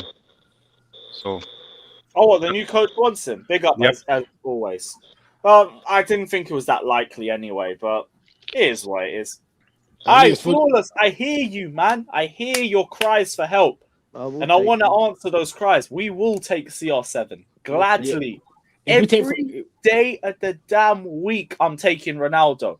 Even though I know he ain't in his prime, I know he's only a goal scorer. I only need a goal scorer. That is fine. Rafinha can cook. Sterling can cook next to a number 9 that he thrives with. And we're happy. We're happy. That's all I need. That is all I need. Put the bridge.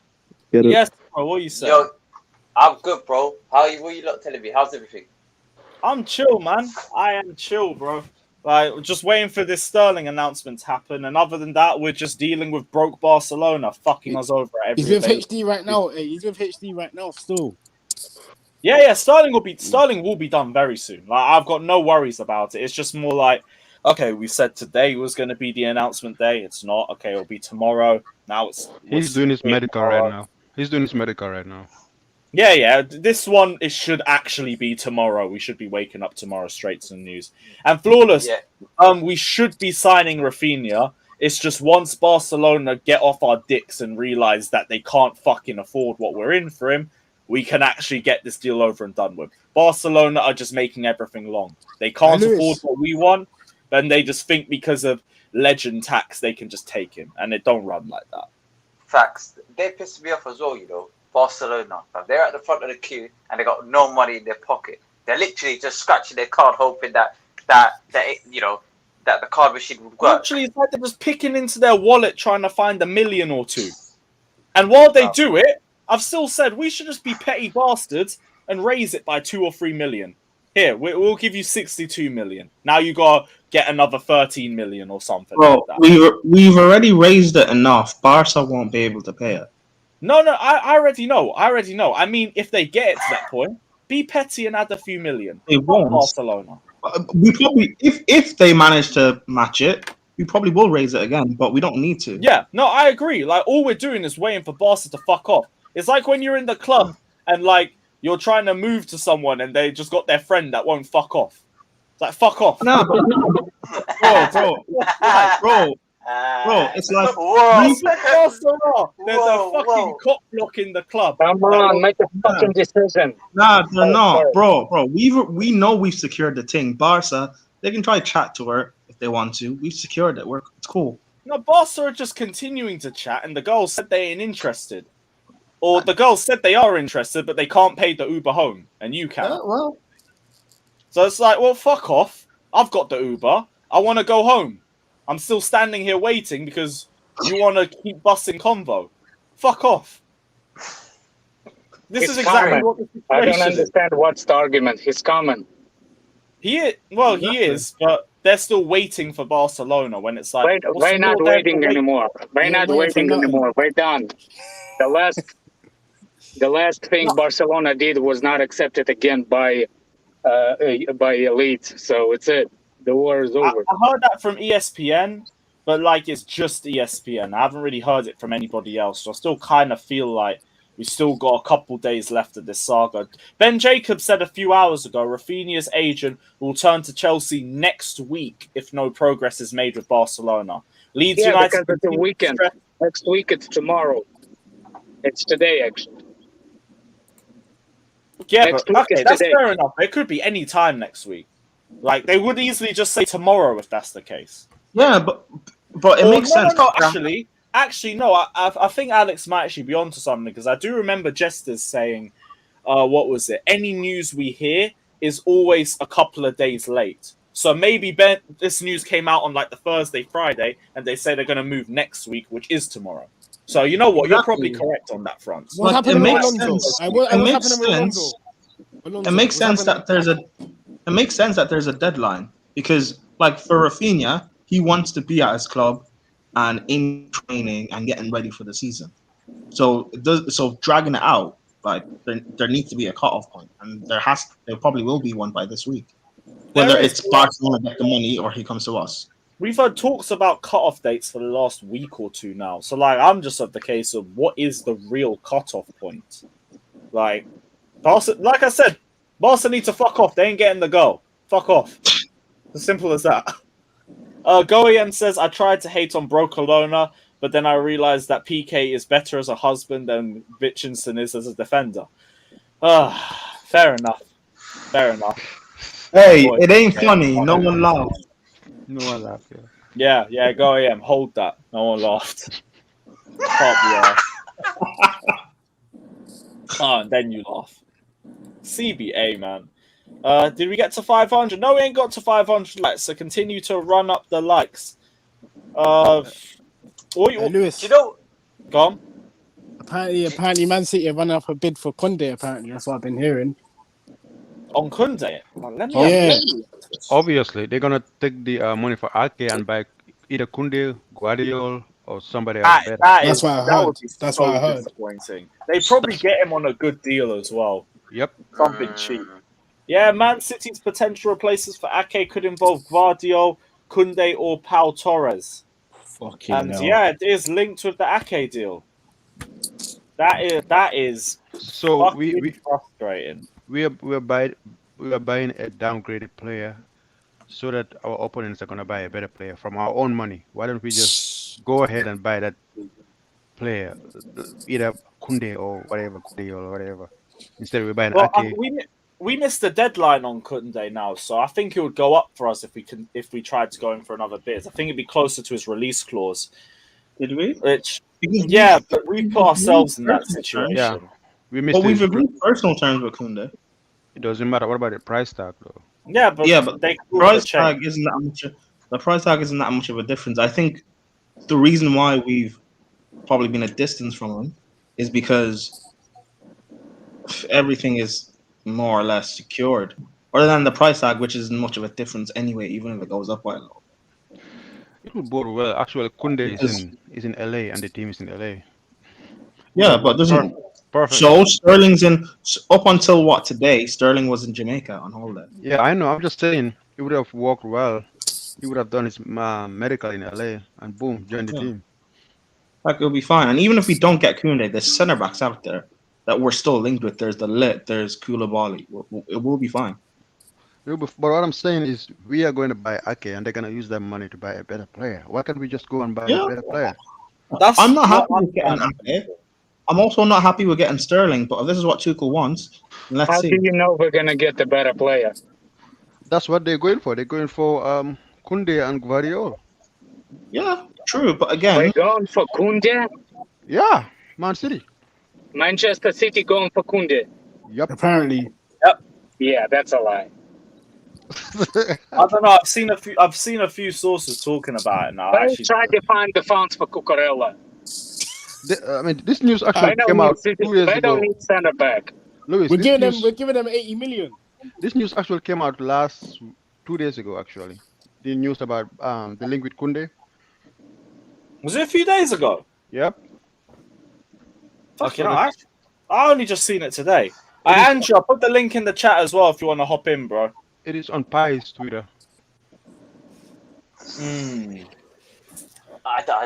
they get him over Ake, then it's another case where we've just shagged ourselves. Honestly, I wouldn't mind getting Ake. Oh, we're going for Cucurella, man. That's the only thing they need. They have a centre back. Yeah. Ake wasn't playing a centre back for City. He was playing like. Do you know what? I'd accept Ake. Anyway, I'd accept Ake because, for me, he's Premier League proven to an extent. And in the event that we're losing a couple of other defenders, other centre backs, I think it's much more of a safer option than a lot of other defenders. Yeah, I get that. I get what you're saying, right? But you're saying Ake is Premier League proven. I'll give an example, right? The Chelsea Academy player Ampadu, right? Ampadu played 2 seasons ago in the Premier League for Southampton, right? Then he went out on loan in Italy. No, right? Sheffield United. Sheffield United. So he actually played more games than Ake last 2 years. Do you realize that? no, he didn't play more than Ake. He did. No, he didn't. He did. I get it. Ake had an injury. I get that a little bit. So I'll sympathize. But he did play more games than Ake for 1 year versus 2 years with Ake. Ake with City. Nothing really. There's no real updates on Delict, by the way. It's just he's in talks with Bayern, and Bayern are going to put a bid that's lower than what we have right now, but they just want to test the waters a bit. I'm not liking the Upacano news as well. I'll be real. I'm not liking it. We're getting their replacement for their Delict replacement. It's not good. Wait, the guy who said Ampadu has played more than Ake, what's your point leading to? Because the other guy was saying he's Premier League proven. Then are we gonna say Ampadu is Premier League proven too? Premier League proven is a buzzword to me. Like I don't really like it. I think it's not about that. It's about how you can adapt to the team system. It's not about like Ake played the main part at what's the name of that team? They got relegated. Ampadu never played a whole season. Bournemouth. For Bournemouth. Where'd you get that information? Then what's his name played more than Ake? I need to pull that up so that I will prove to you. Let's see. Well, next time, just pull it before you saying it. Because this is just saying it. I gotta go. See you guys. Yeah, no worries, Alex. Good seeing you anyway, Alex. bro. Also, yeah, don't disrespect Ake like that by comparing him to Ampadu. No, I'm Yeah, not like- comparing him. I actually like. Okay, I just think it's underwhelming. I don't think he's the right signing. So it is a Well- bit underwhelming. It is though. Like Yeah, that's but when how- you that's say the that, first thing, but let's see. I'm not happy about Sterling, but like, let's see what Tuchel's gonna do, because we could have said Yeah. the same thing when Yep. Klopp signed a Robertson and Pep signed Kyle Walker for 50 mil and stuff like that. Let's Yeah, actually no, see what I happens. get it. Like the fact that Tuchel wants him means, in spite of what I think, I don't really care, and I'm willing to give Ake a chance. But it is a bit underwhelming in spite of it. It's like that's my opinion, but like if Tuchel wants it, then whatever. I've said I've got my hands up to whatever Tuchel wants, and I don't care. But like there will be some signings, and it's not just me, but there'll be other people who'll be like, why are we going for this guy? Like there's some guys who'll be like, why are we going for Sterling? I don't really get that. Yeah, but again, that's a preference thing then. yeah, That's down to, I it guess, is more of a preference, and that's preference. fine, Like yeah. to me, I would prefer we go get Kunde and Delict as an example, like somebody with experience and someone who isn't really as much of a leader. Like I'm fine with one or the other, but we need a leader in the squad, especially one for the games that Silva doesn't play, or Yes. someone who can be built in that sort of light. Like Nathan Ake is about You're right. 28 or something like that. He's not going to have those leadership traits in him now if he didn't have it before. Delict's young, is already a captain over the likes of Bonucci, over the likes of Chiellini. Bring him in immediately because that is leadership to me. Koulibaly, I think, correct me if I'm wrong, is the Napoli captain. Am I right on that? Yeah, he is leadership. leader in the So that fits into it as well. Kunde No, isn't really one, but he's young. So you can build him into that role. Ake isn't as young. That's why it's a bit more like get him in, but it has to be someone else with him too. Apparently, Also, Koulibaly don't want to stay in Italy. Also, for these Chelsea fans that keep talking about blocking Colwell, bringing in someone like Ake, who is, how old is he? Like 27 or something? Yeah, 27. It's not really that expensive in terms of like 45 mil or whatever it is. He's like a backup center back in terms of maybe ability. Like, is that not perfect for what you guys want for Colwell? Yeah. This is my issue though. I don't think we should be spending 45 for a backup. If we're gonna sign him, let him start. He's gonna start. We are not gonna spend a quarter of our budget on a backup. But then there'll be people like you who will complain that we'll spend big money on the lit and then say, oh, but we're blocking Colwell. He's good. See, I don't mind Ake. I just want him. If you're gonna buy him, let him start. If you're gonna buy him and put him on the bench. Ake will start. Yeah. Then I'm for it then. Then I want him in my club if he's gonna start. Yeah, he will. Also, yeah, because I've watched people on other streams and stuff. Chelsea fans need to temper the expectations. I'm hearing people say stuff like, "We need to compete for the title, or we need to at least win it." And if we're not up there, Tuchel needs to be questioned and needs to be sacked and stuff like that. Like, realistically, that needs to stop. Realistically, we're probably we're finishing like third at best next season. Maybe a good Champions League run. Like, people need to be realistic about what's going to happen. Okay, when we dip next season, which we will, I want it to be like it's a huge surprise. I don't know, Prime, because if you think about it, last season we had a huge drop off in December after a lot of injuries, etc. The World Cup is in December time. If we have a good start, which we tend to do, have a good start to the first couple of months of the season, I think that we should be up there come February. Bro, we've had for the past for the past 4 or 5 seasons, we've had brilliant starts to the Prem. Under Sarri, we were the best team in Europe up until like November. With Frank, both seasons, we were one of the best teams in the Prem, challenging up until November. Last season with Tuchel, again, challenging up until November. Like, it doesn't matter how well we start. Consistently, we're not going to be in a title challenge. And I'm fine with that. It's cool. I'm okay with being patient. But it's just Chelsea fans need to realize that's going to be the reality. Yeah. Like, it's going to take time. We're not gonna all these like people talking about we need to replace midfield or replace this area and that area. We're not gonna do all of that. Like you guys, people want Jorginho gone. He's not gonna leave this summer. People want a replacement, to fix all the forward line. At least I do anyway. That's not gonna happen this summer. We're not gonna replace all these areas completely. How do you know that, Prime? How do I know what? That Jorginho is not going. I use that as an example. If you don't understand my point, then fuck off. My point being, it's going to take time. Don't be reactionary when something happens. Now I hear you. But the World Cup is a huge factor. December period tends to be a tough period for Chelsea. We will not be going under that December strucker period, and I think that could be to our benefit, especially in the turn of the year.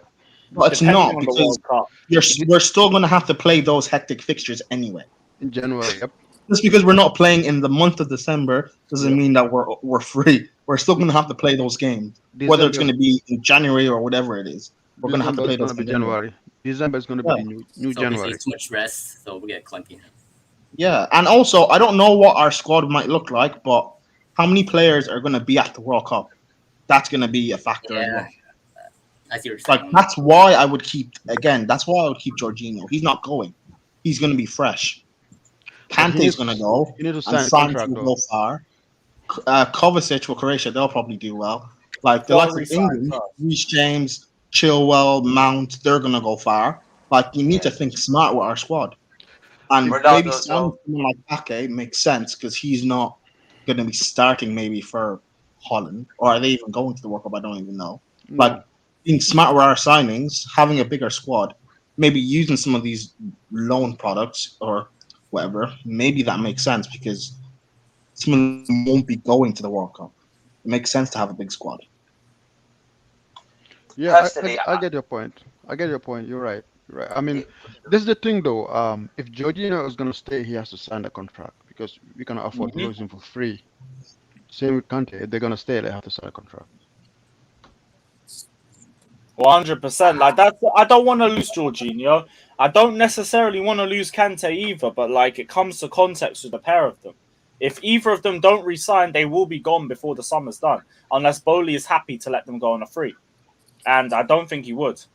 It would make more sense to let him go, but that's why I'm surprised we haven't seen any push in like contract negotiations yet. I've barely heard a thing, and if anything, I'm hearing more talk about Reece James and Mason Mount contract extensions over Jorginho and Kante, which I don't really understand. Like they've got multi-year contract. Well, I think James has like 2-3 years left, but Mount already signed the contract extension. I think. Yeah. So I don't know why we're doing it again. I think it's simply because in the transfer window, they're looking just to get new players in, and the current players that they don't want out, the ones for the show. After that, then they'll, in my opinion, will probably be looking at contract extension throughout the season. So they'll probably be like, okay.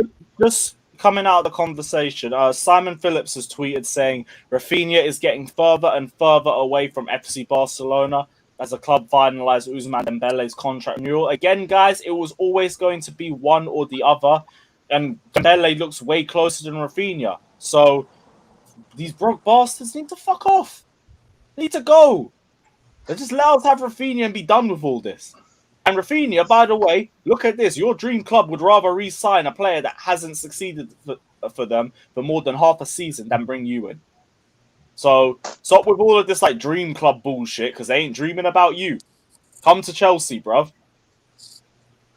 And this is Simon Phillips' source. Simon Phillips is reporting from GB Sands via Managing Barca. So like, I don't know how legit they are, but again, I just bring the news. Don't shoot the messenger. No, that makes sense. I guess Grimes was wrong. Like she did say he signed a pre-contract agreement with Chelsea. I don't know. I guess she was wrong. That Grimes is a waffler. I'm sorry. I don't go to bat for any of these sources. It is what it is. Yeah, I didn't believe that.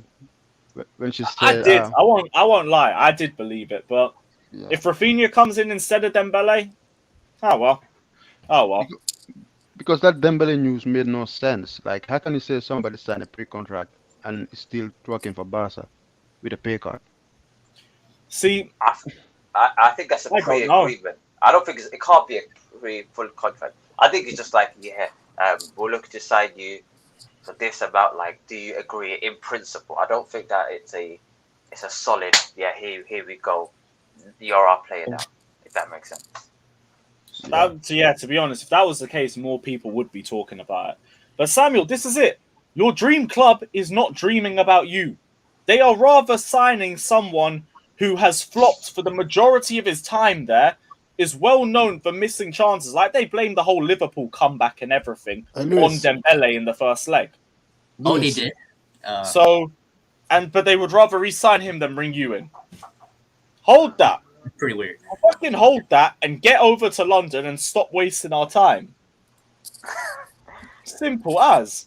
This whole saga's just pissed me off, man. It's so long. Do you know what, Lewis? I think Todd Bowley has a very similar attitude, bro. That guy's probably thinking, bruv, are you not taking the piss? Listen, Sergeant, get me on the next flight to Barcelona. He went to Barcelona trying to pat them up himself. Be like, listen, guys. They tried to, but then they just waffled about fucking saying Azpilicueta cost too much and probably tried to make Bowley pay the bill for the date afterwards. Long guys, man. I think apparently it was a short talk or something. He probably got pissed off by all of them. Oh, sorry, I don't really have the cash. Can I give you an IOU or something? Lewis. Oh, I left my card at home. Like, you know. And what position do you reckon we'll miss out on? Probably midfield, because we're saving that one till last. We're focusing on the defense and the attack first. And Tuchel seems happy with the midfield, in all honesty. Like, maybe he'll make one addition or two, but like, he doesn't seem to have any issues with it. So I wouldn't be surprised if the midfield doesn't see any changes. Give me 1 second, though, guys. I'll be back. Are you not worried about the wing-back situation, though? The wing-back situation? Because we need to back up for that wing-back situation. That's what I'm saying. It's tough, you know. Because during the December time when we was missing Reece James and Chilwell, you saw the results that we got. So yeah, that's my main concern. Do you know what? I don't think it's just Reece James and Chilwell that really made us have a huge drop off. The attack there was no attack. It was a lack of clinical finishing. Literally a lack of. We could have been. You know how much points we dropped for drawing or losing in that period of time. Bro, had we just converted at least a little bit more chances, bro, I guarantee we would have been in at least the title shot. Turn of the this is my thing. This is my reason why I think a meeting did take place at the end of the season, and Tuchel said, look, some of the attackers like Timo Werner, I think is on the list. Ziyech was definitely on the list.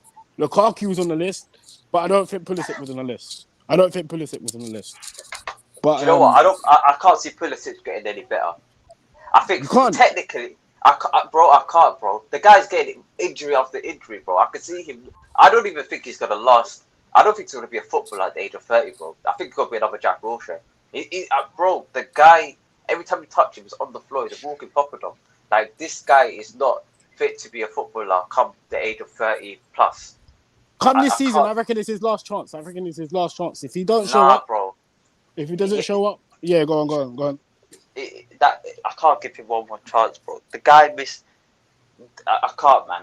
If you're that injury prone, you've got to at least produce the goods when you're fit, and this guy's not doing either. So this is the jarring thing with like injury prone players, and this is what I see with N'Golo Kante as well. That's why I always go back to that point. When you're injury prone, you come back. You need to get into the swing of things. You need to build momentum, and then when it happens, you get injured again. And then this is the problem, and it becomes a recurring cycle. And then there's the mental aspect of it as well, where you now notice you can't rely on your body and you can't trust it as much. So you don't like going into 50-50s as much. You don't like going into fucking situations that involve clashing into players. Like Pulisic, for example, like he used to be a very quick and explosive player. And that's what he thrived on. When we saw him ball out during like Project Restart and everything, it was because of his explosiveness. But that's what also led to all the muscular injuries, because like you just explode your body like that. Sometimes like your muscles and everything, they can't cope with it.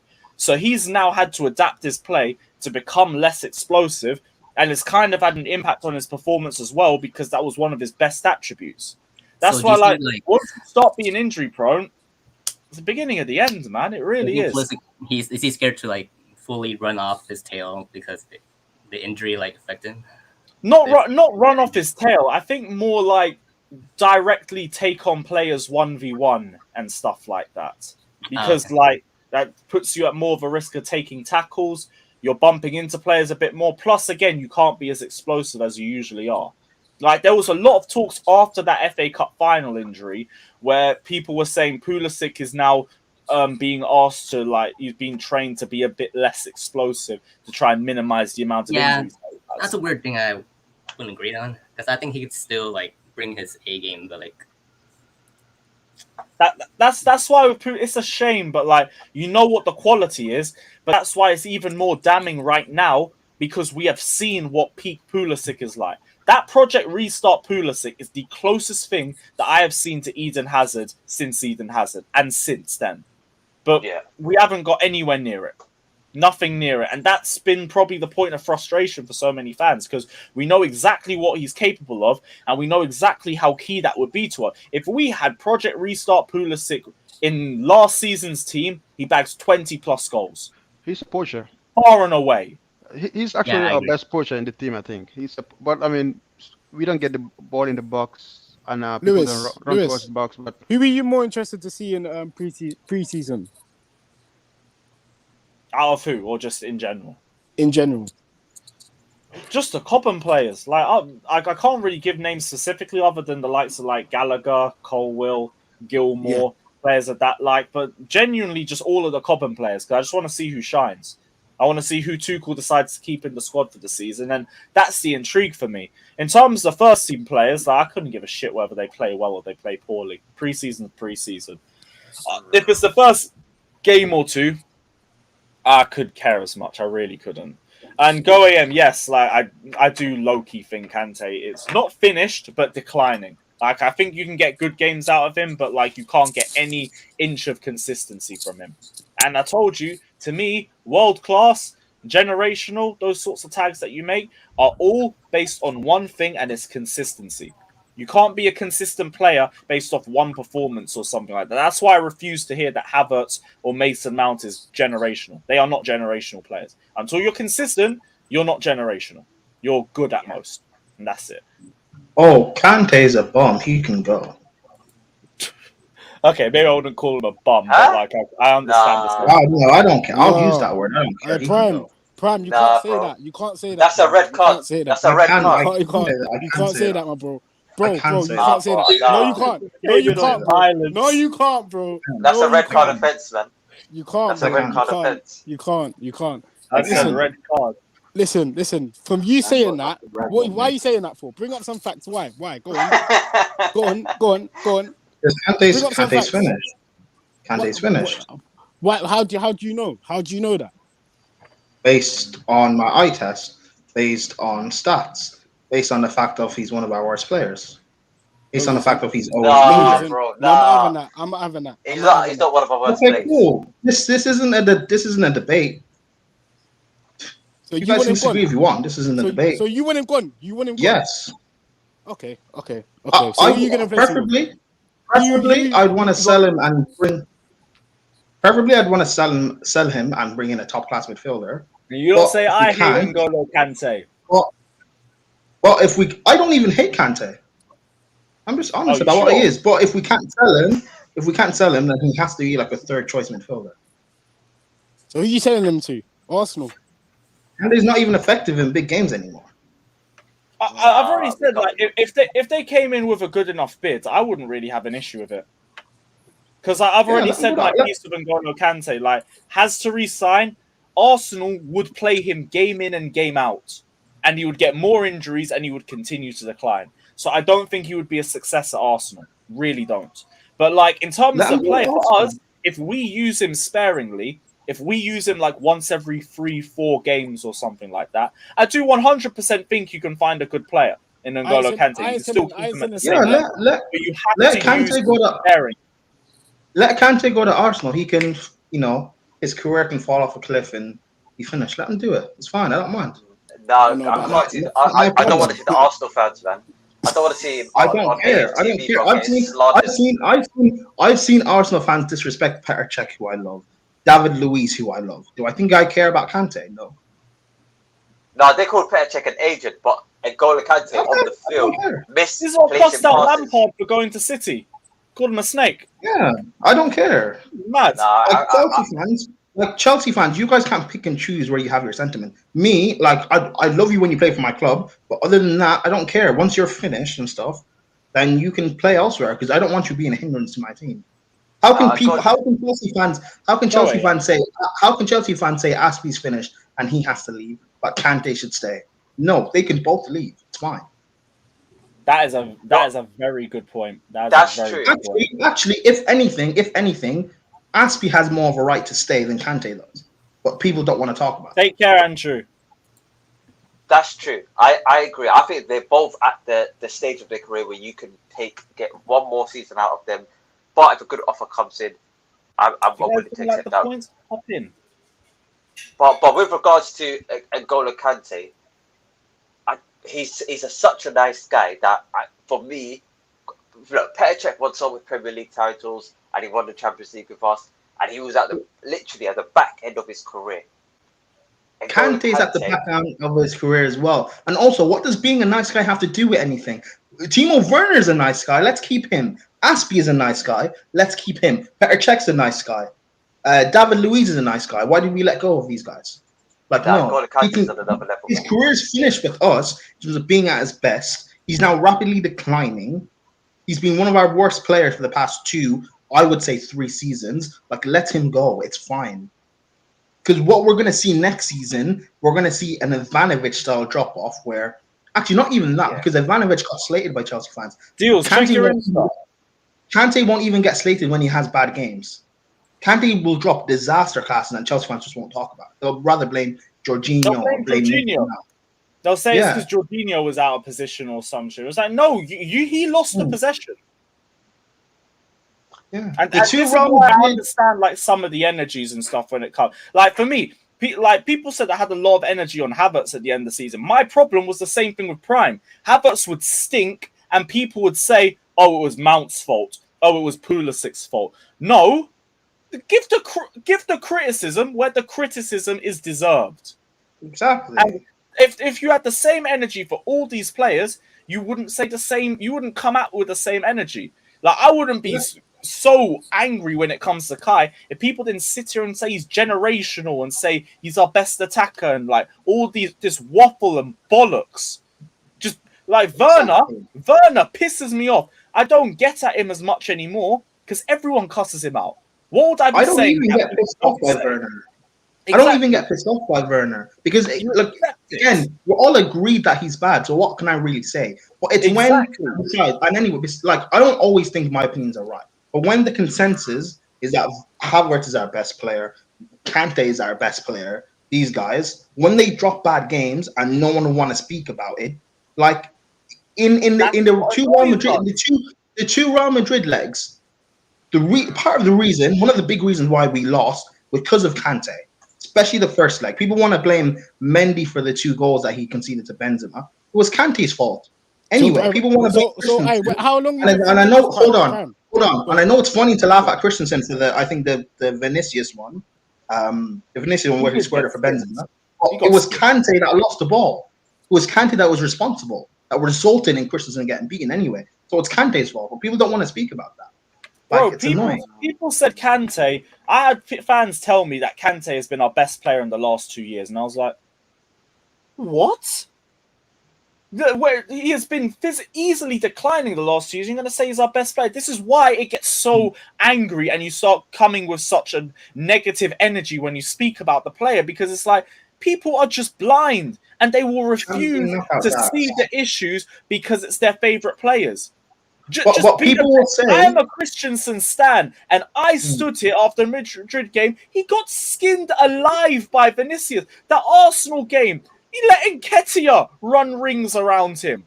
I was even saying, don't play him for the rest of the season because he's clearly got one eye in Spain. And that's my favorite player.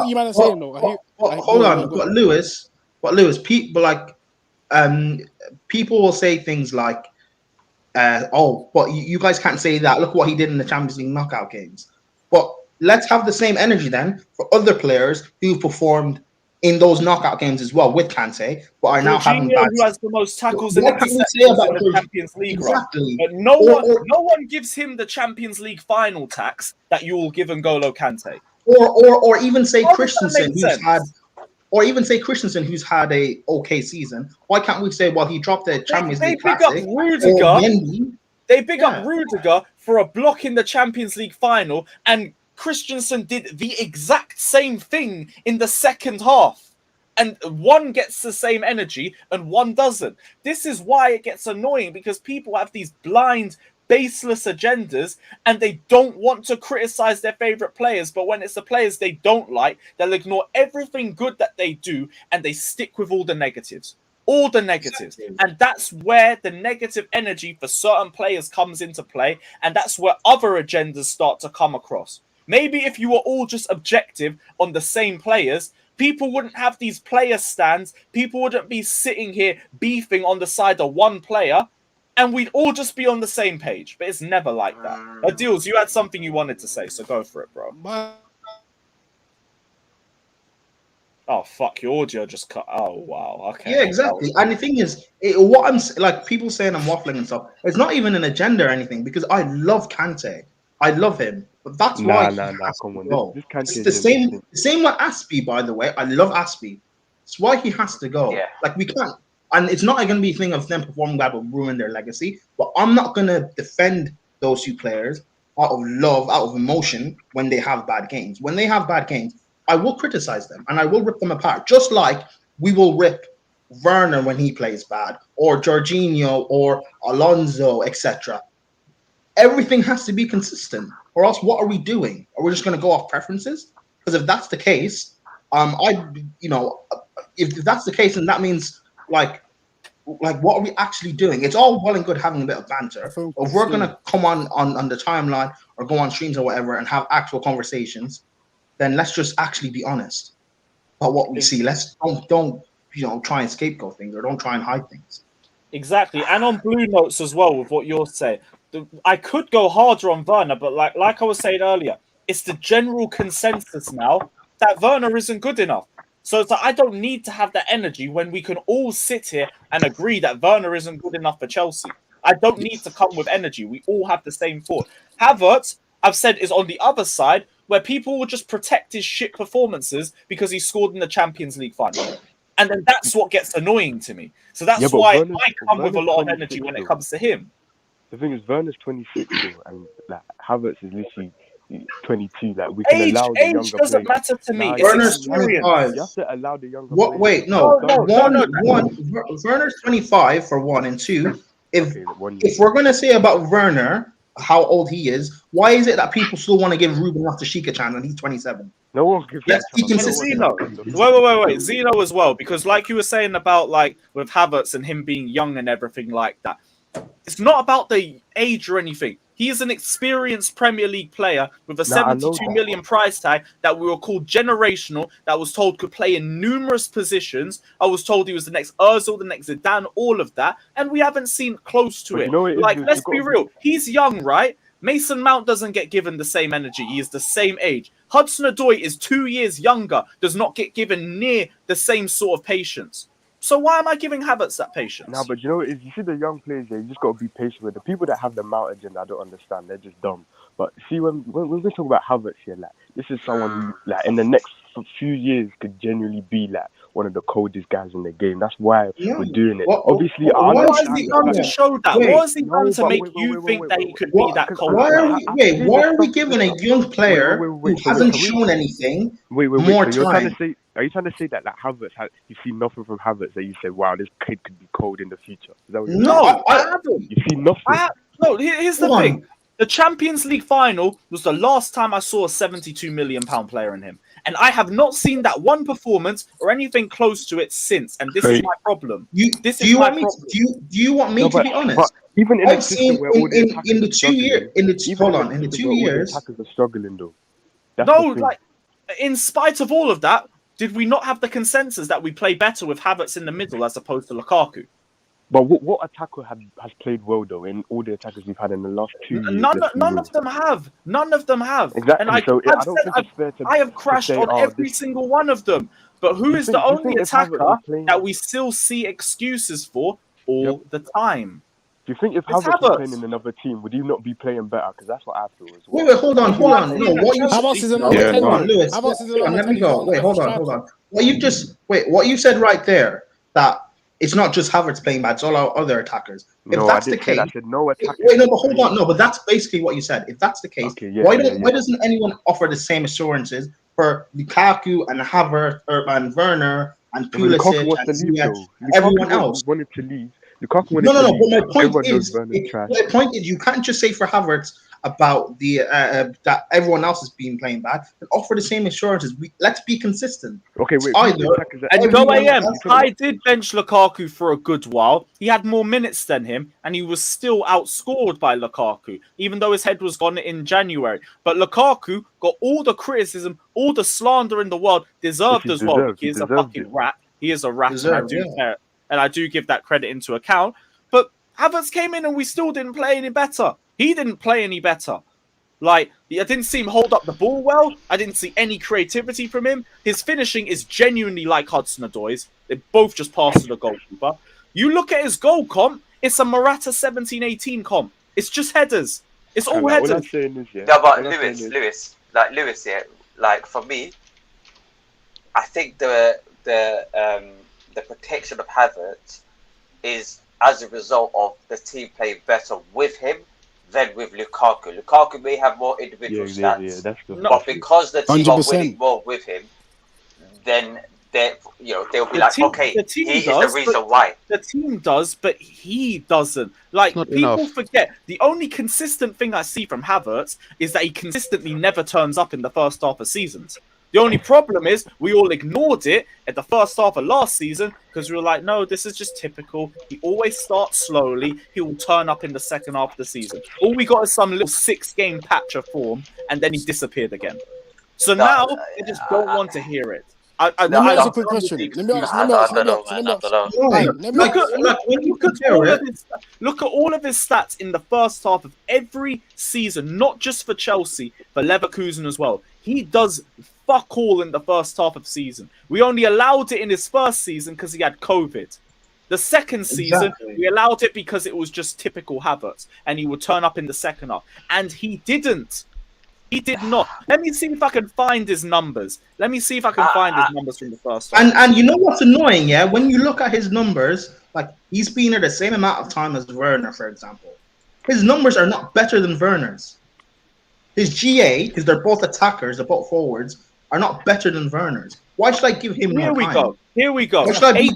18-19, 4 league goals in the first 16 games. 19-20, 1 league goal in the first 17 games. 20-21, 1 league goal in the first 30 games. 21-22, 2 league goals in the first 26 games. 26 league games and 2 goals. I am not lying when I tell you he does not turn up in the first half of seasons. And this is the problem. But everyone knows £72 million striker who's only going to turn up for the last few months of the season. This is why I don't understand the energy. And, well, I do. It's because he scored in Porto. And that's why, if we're being completely honest about it. But as a player, there needs to be so much more. And that's it for me. If I see that and I see it consistently, you think I'm not hopping on the Havertz train? Because then I've seen consistency. Until then, everyone's waffling. Everyone is waffling. For me, I can see Havertz towards the back end of his 20s, early 30s, really like performing outstandingly. But the thing is, I don't want to get rid of him. Hold on. But how long? Sorry, I don't mean to interrupt you. Sorry, but you said the back when he's late 20s, early 30s. So how long then do we have to wait with this guy? Because by that logic, I can say the same thing about any of our attackers or any of our forwards. True. Oh, give it time for Werner. He'll perform in the back end of when he's in his late 20s, early 30s. Trust me. I can say that about everyone. I feel like his game needs to mature more. That's what I think. His game needs to mature more. And it's going to obviously back with age. and then that's when you're gonna see the real. But everyone talks about money. It's not with age; it's with experience. Yo, This will be his of course, third naturally. Premier League season, by the But way. naturally, This will be the about a game's gonna sixth, get better by age, seventh. though, This is about a majority of sixth, the or time. seventh season in the top flight.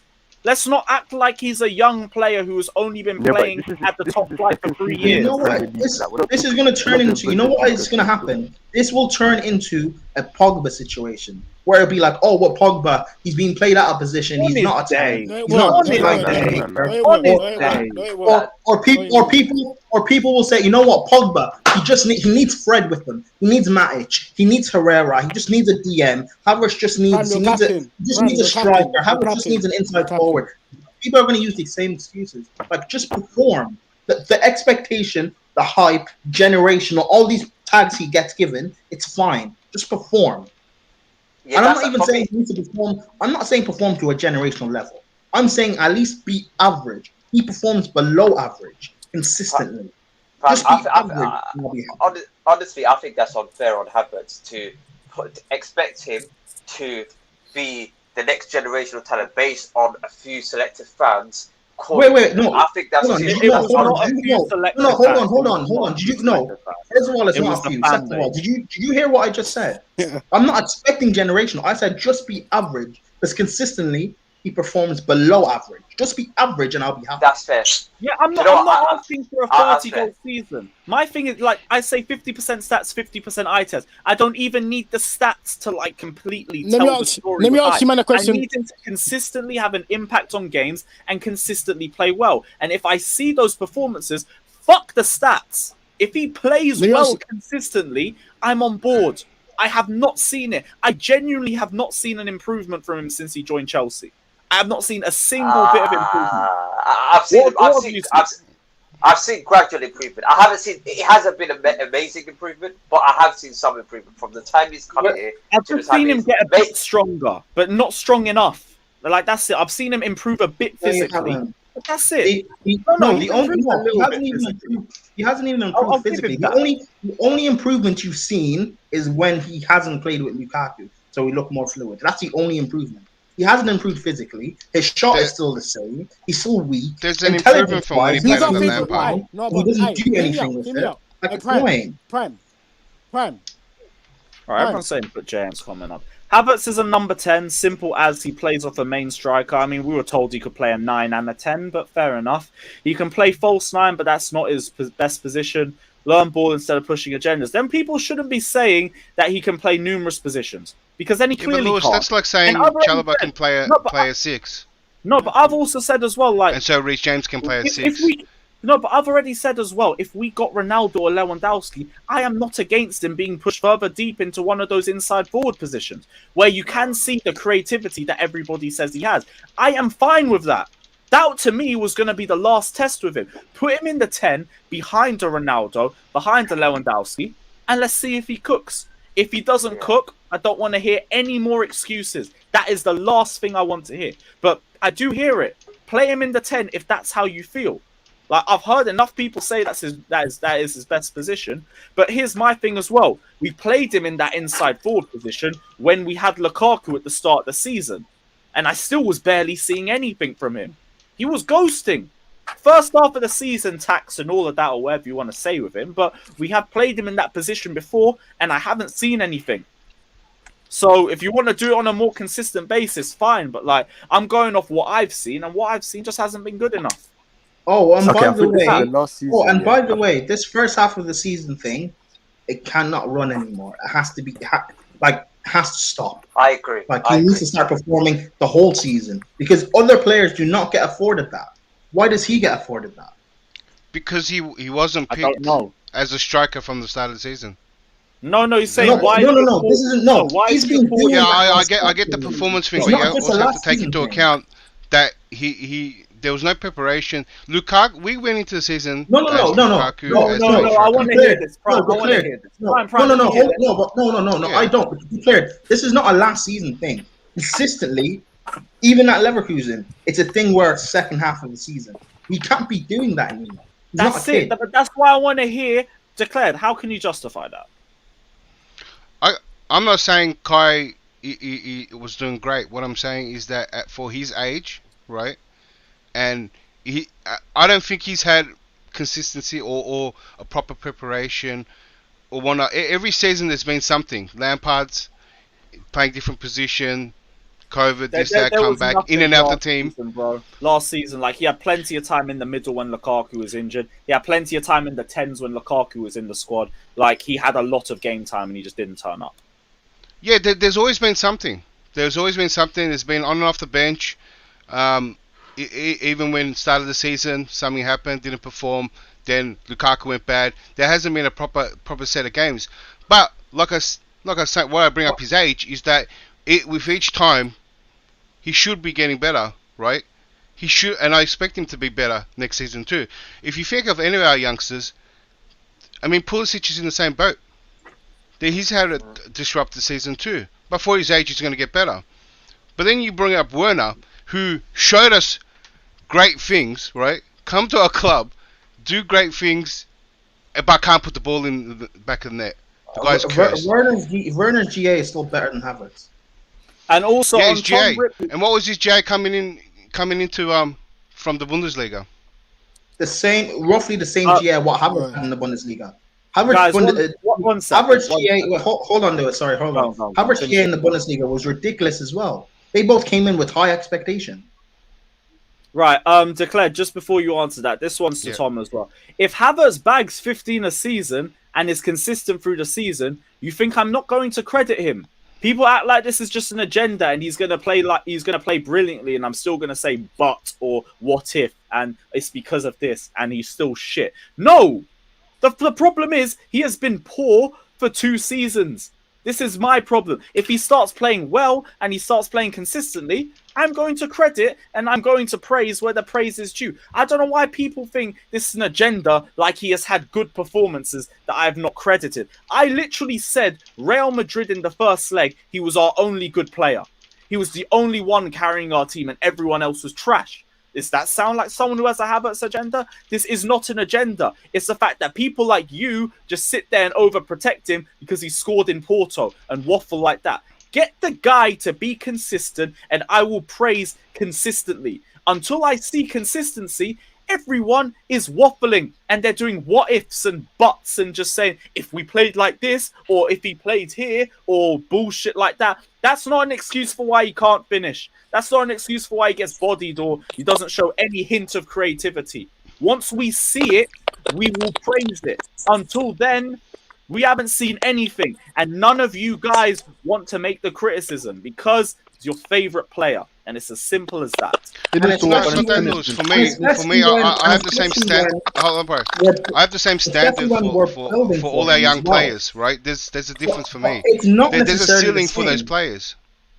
Declared, it's not the same because we're building to play towards Havertz's supposed strengths. We're not playing towards the strengths of like Ziyech. We don't play towards the strengths of Werner or Pulisic or Shaw or anything. Like we're trying to cater towards Havertz, and yet he's still not playing well. That's what part of my big gripe with him.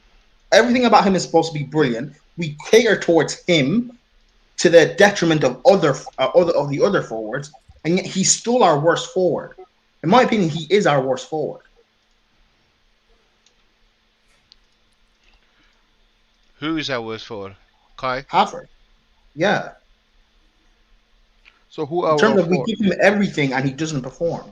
Werner is our worst forward. Okay, we can agree to disagree. We give Havertz everything. We cater towards him. The detriment of everyone I don't else, think so. He still performs below average. Like to me, he's our worst forward. We can agree to disagree. Lukaku was our last. No, because I can say Kai has a ceiling at least. I can say. But I'm talking about what you're doing right now. Your ceiling thing, who cares? Who cares about your ceiling? Because you might not reach your ceiling. What if he doesn't reach his ceiling? What if he doesn't get better? What are you going to say now? What are you going to say then? That's what next season will show. Like next season, to me, like it's got to be make or break. Not just for me, but for like anyone who's still making excuses. Next season, oh sorry, mate, I didn't see you in there. Next season, if he balls out, like I'll give the credit, I'll gladly say that I was wrong and everything like that. I want Chelsea to succeed. People don't seem to realize that. It's just right now, I don't see Havertz as being the key to our success. because he hasn't shown anything except a few big games. And fair enough, turns up in big games. He is clutch. I will give him that. He is very clutch. But there is no consistency. And the number one thing I keep saying about not just him, any player, if you want to be one of the best players at the club, you have to be consistent. You are not the best at anything if you are not consistent at it. And that's not for football. Absolutely. That is a life hack. If you are not consistent at anything, you're not good at anything. So Exactly. that's the problem. That's true. Exactly. We are Chelsea Football Club. Like, if you want to be inconsistent self and come in like 2-5 or 2-10 games, go play for Arsenal. That's fine. But at Chelsea Football Club, we need consistency. Exactly. There's something that's been missing though. Yeah, we at our club we used to just we used to just someone doesn't work out. See you later. Roles that you say he fucking thrives in. That's how you cater to Havertz. If he ain't a number 9, or he is a number 9 and you're waffling, it's one or the other. Look, all Kai has to do is just improving, not has to ball out, just improve, right? And it probably will relate to you, your definition of balling out. But I've seen some players. He's not a worse I mean, I've seen some fans say, "Oh, this player better do this next season. He better do that next season," with zero patience. And this is the same patience where people said this. They have the same regrets for Salah, De Bruyne, and that. If you have no patience for these players, you're not going to have patience for those players. You can't have regrets for missing out on them, right? The way they turned out. Kevin De Bruyne, like I get people saying, "Oh, it's going to be another KDB Salah situation." KDB didn't get near the game time Havertz did. So what are people talking about? If he did, KDB would have probably stayed. He barely played for us. Salah barely played for us. Lukaku barely played for us. No, they played. Also, they played, but no one wants to give them patience. Also, we want to see success. We have been patient. It's been 2 seasons. Also, you said KDB and Salah. It's related to his age, Lewis, right? They're all related to age. Said age isn't the issue. It's experience. If he has had 1 or 2 seasons at the top flight, I get it. He has had about 5, 6. So it's not a thing. Age. He is an experienced player. But here's the thing: for you said KDB and Salah. It doesn't exactly. Hold on. For KDB and Salah, we can name other players that have left us when they were young and not done anything. Nathaniel Chalobah, Jeremy Boga, Ola Aina. So just 3 off the top of my head. So like, why do we assume? Why do we just assume that he's just going to be brilliant? Like, he needs to start performing, or else he's going to have to leave. Just like our other forwards who are not performing are going to leave as well. Bro, like just so like you know, development of a player, right? You already said it before, right? A player's gonna peak, 25, 26 onwards, whatever, yeah. You know that, yeah. You know that in general. That's gonna be their best point, and how they get there, right? I just want. Sorry, guys. I have to respond to this guy who is again waffling. You have again ignored what I said. Kevin De Bruyne barely played for Chelsea.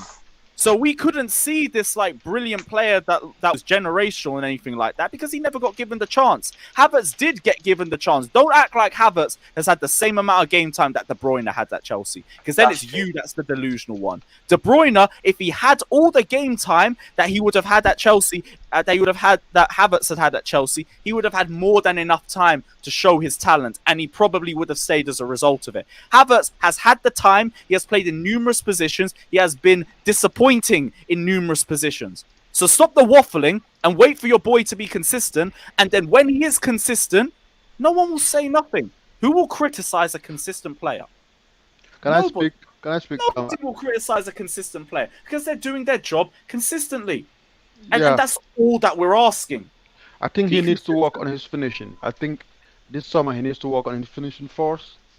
Then we can see what he can do, because his finishing is horrendous. He and Cho, they need to work on their finishing. Like it's like a back pass when they shoot. This is the thing: when you criticize a player, you suddenly have an agenda. I keep saying, if he plays well and we don't give him the credit for him, that's when you can say it's an agenda. Since we started having these takes, he was poor. He was poor towards the end of the season, and then the season ended. And that's when I started getting on Havertz. He never had a good game to... Fucking hell. He never had a good game to prove those performances. If he had good performances, I would give credit. Again, Real Madrid first leg. He was our only good player in that match. Out of everybody, He was the only player that was making anything. And I'm giving him the credit for that. So where's the agenda? If it was an agenda, I'd say Havertz was as shit as everyone else. It would be very easy to criticize him because everyone was poor. But no, he was good when he was on the ball. He made chances. He scored our only goal of the game. So where is the agenda? And on Jorginho as well, I've said Jorginho massively dropped off towards the end of the season. It was clear for anybody else to see. The only difference is I've seen good, consistent performances from Jorginho. So I can give credit and I can criticize. I haven't seen consistency from Kai. So again, I don't want to hear it. You lot are the ones with the Havertz agenda because you refuse to see any of the bad sides to his game. It's just, no, he's generational. No, give him some more game time. He's young. He's inexperienced. Next year will be his year, and waffle like that. And what people will do, people will take what he could be in the future, which is great, and act as if he's doing that now. Like that's not equal. That's not comparative. What he could be in the future is brilliant, but he needs to slowly be on that path. No one's saying next season he needs to hit 25 goals, 15 assists. Just hit like double digits. Like, I don't even really care about the stats, to be honest. Unless he's at the number 9, then I need to see some more goals. I care about how he plays. I said eye test is what matters even more to me. Play well consistently, have a consistent impact on the squad, and that is all that I need. Like, in terms of the goal, even if, like, you're not scoring, but you're doing really well when you're on the ball, you're making chances, like, you're having a clear impact. That's what I want. That's all that I would need. And then it'd be like, all right, fair enough. I'm seeing a regular impact. My problem is I'm not seeing it. When I saw him, he was majority of the time losing possession. Majority of the time. And this was my issue. And then when he was taking chances, he was missing them. Like, so many missed chances. He had 19 big chances missed this season. 19. And I think the second closest was about 12 or 9. Like, let's be real. There's plenty to criticize. But if there's plenty to credit, there will be plenty to credit as well. But I'll be real. I don't want us to keep going round and round in circles on this. Look, no. So I wanted to say, and I think this is probably why it's coming off, and people don't know this about you too, is that standard should be for every player. And you've said the only 2 players that should stay are Mount and Silva. Is that right? Because that standard and that what you just explained. No, the only 4 consistent players, no, even not 4, because Jorginho dipped off. To me, the only 3 consistent players I've seen, James, Silva, Kovacic. That's the only 3 I've seen that have been consistent. No, he dipped off towards the end of the season. Like, 2022, there's been a terrible year for him, except AFCON, in all honesty. Those are the only 3 that have been consistent and that you could say are world-class players for Chelsea right now. Everybody else, they are on sauce watch. Majorly on sauce watch, everybody. In terms of the ability to play at Chelsea. And that's Jorginho as well. Because Jorginho needs to replicate his performances from the first half of the season and from 2021. Otherwise, we're going to be asking questions about him too. So again, don't act like it's an agenda thing. Yeah. There are so many players that I have eyes on. It's just I always get annoyed at the favourites that get away with it. And the favourites that get away with it are Kante and they are Havertz. No one ever speaks. And Mason Mount as well. Oh yeah, and Mount and Mason Mount. In fact, I don't. No, but the thing is, even Mount gets his very. No, but the thing is, even with Mount, he gets his fair share of criticism. Yeah, he does. Not from our fans, from opposition. But like he'll get in more. Like I'll listen to people debating about like having Mount streams and stuff. People won't talk about Havertz. People won't talk about Kante. That's my point. That's fair enough. For me, next season, there's a lot of players, especially within our attack, that are on their last chance. Yeah. A lot of players. That they all turn around. Anyone who's still here that was here last season, they're on their final chance for me. Havertz, Mount, Pulisic. You're telling me Mount? No, not Mount. I think Mount. Yeah, Mount. Not Mount. No. I don't think so because Mount has had 10 goals and about 10 assists. I give Mount and I give Ziyech excuses because they're not in their actual positions. Like Mason Mount to me, like he's an 8 playing as a 10. And then you got Ziyech who needs to be playing on the far right in a back forward. We've always seen him look good in that position. Havertz we have seen play in numerous positions and has never really stood out in any of them. Werner, we've seen play in numerous positions, hasn't stood out in either. Pulisic as well. So that's why, to me, I'm looking at them. Even Cho, we've seen Cho play in numerous positions, barely stood out in any of them. So I'm looking at you guys like, What you guys? And What do you do? and do you know why with Havertz is different with other young players we've had? Like when the KDB and Salah stuff were brought up. Like KDB with Jose, he played like 2 games in the opening of the season and then didn't play again up until January when we sold him. Salah barely played. Havertz plays week in, week out. Whether it's at a 9 or he's playing like right forward at 10 or whatever, he's consistently playing and we're building the team around him. That's why he's the special case because everything's being catered towards him, and he's still not performing. It's not like it's not like saying that Cho having injuries and playing this bit part and stuff like that. Like it's being built towards him to perform. He needs to start performing, not to a world class level, whatever. Because I don't think Mount last season performed to a world class level. Mount at least improved. I just want to see an improvement. So Sterling, I agree. Sterling is in, and we're gonna get Rafinha hopefully, right? Yes, and then we'll see what Havertz is like in between both of them. Because if we have better performance around him, maybe it gets more out of him. And if it doesn't, he's going to stand out even more like a sore thumb. So here's what will happen. The level is going to go up because of Sterling and Rafinha. The level is going to go up, right? I hope so. Now you will see who's good and who's not. Now we'll see if Cho, Pulisic, if they're good enough. We'll see. But yeah, guys, I do have to wrap up the stream as well. My food's about to be ready. But yeah, big up everyone that's locked in. Has been a mad stream, as always. 560 likes, Luis. 560 likes.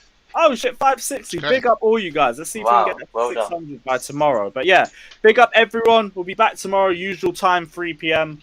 Sterling should be announced by then. Yeah, no way. DM me on Insta or Twitter or something. We'll get you on more. 100%.